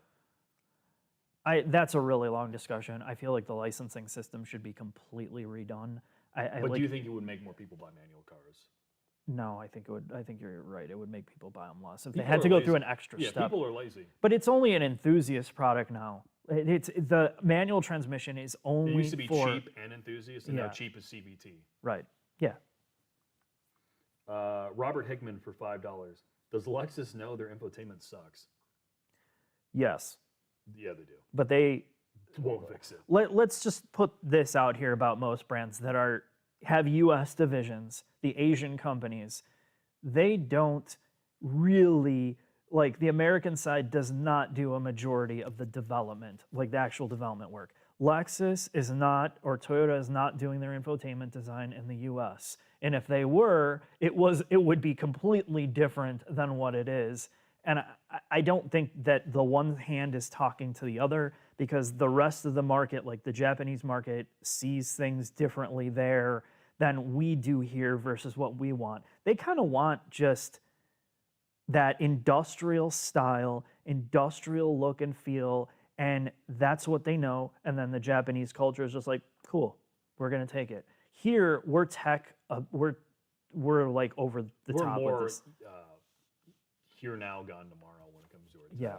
So, Japanese are. but you can't, as a company, you can't have two huge different pieces of software. Like you can't have American software that you're spending hundreds of millions of dollars on for cars, and then like, oh well, the Japanese get this, the Americans get this, and have a totally Wouldn't different. you argue, though, from a business perspective, and this is me putting back on that the engineer is businessman's hat, U.S. sells more cars than Japan. Build a car where the money is.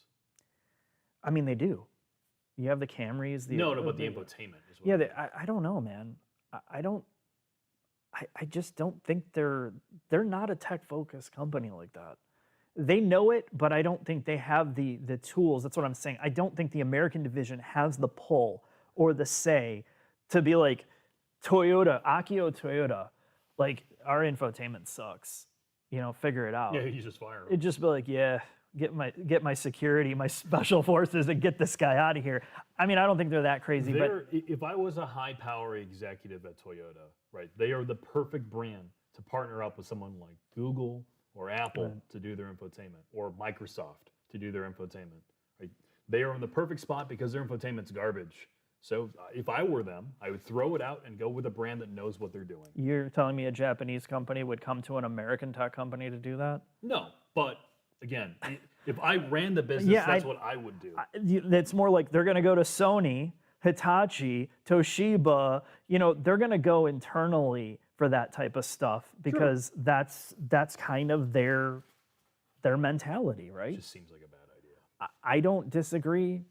I mean, I got to live with that shit, and you know what I do, and Yeah, I'll this see. guy's like, should I buy a cheap iPhone just so I can use Apple CarPlay? See, in my LC? that's what's annoying about it. I got a 2020 LC. It doesn't have Android Auto, and I don't care about that. I just care about it for the audio. So I can't use my uncompressed audio or corded connection in that car on my Android phone. So that means I have to get an iPhone to do a connected, you know, it's really annoying. So now I have CDs in there. And that's what's funny about it is like, they're like, that's the Japanese mentality. Like, oh, you don't have that? Oh, you just use your CDs. We'll install a tape deck under your seat. You know, again.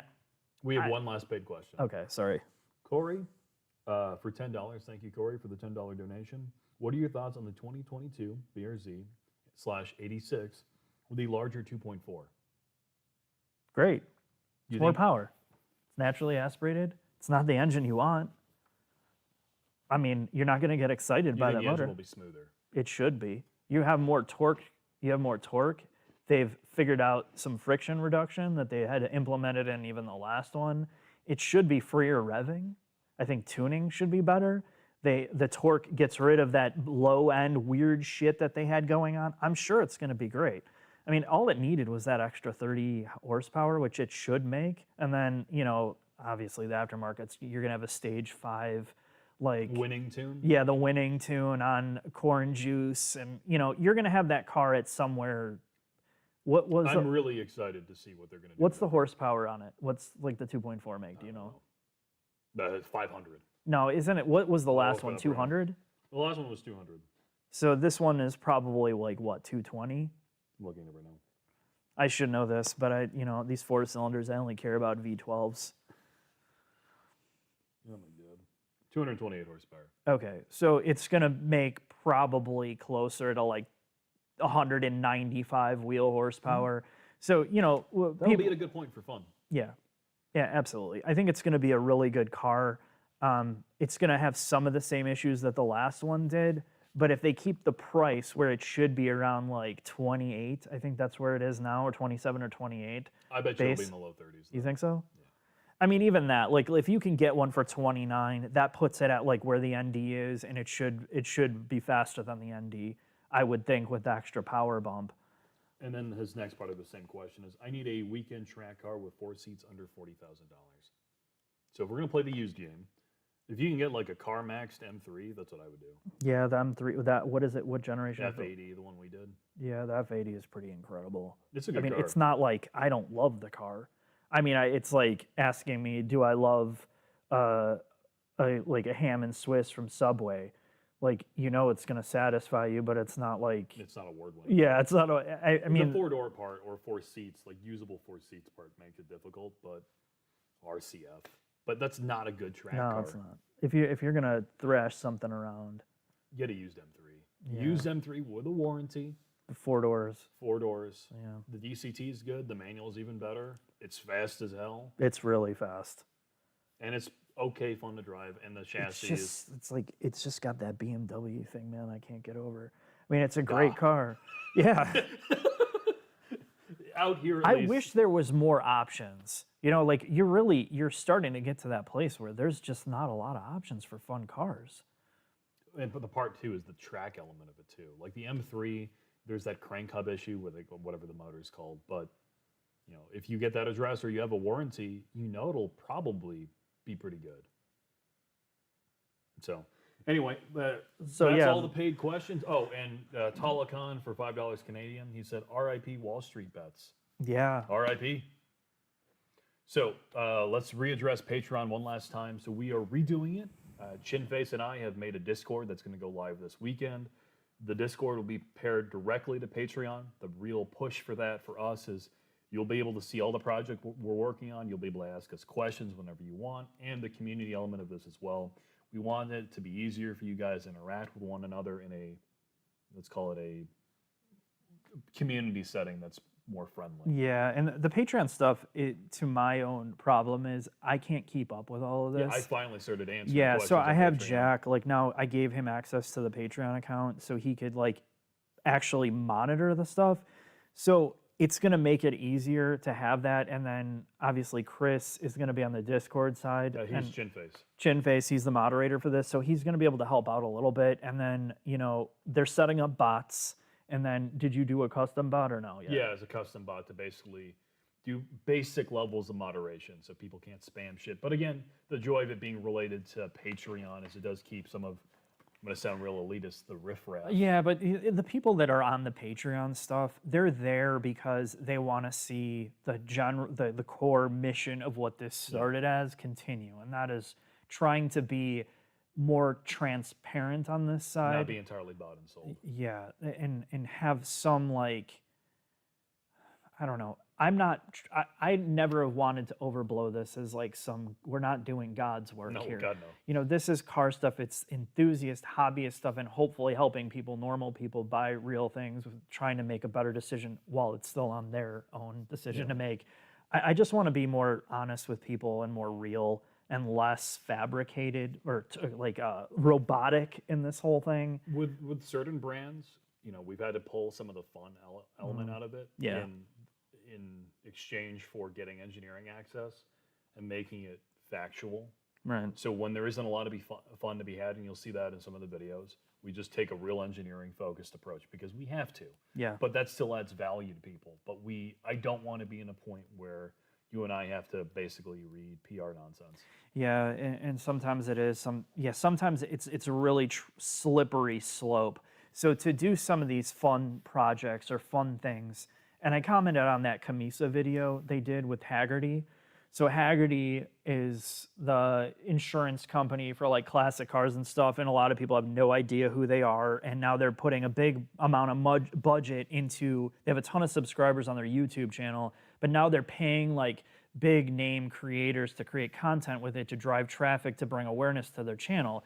So Camisa did a Supra video, and I was looking at it and thinking to myself, I'm like, there's no way Camisa would have done this video if he wasn't making money.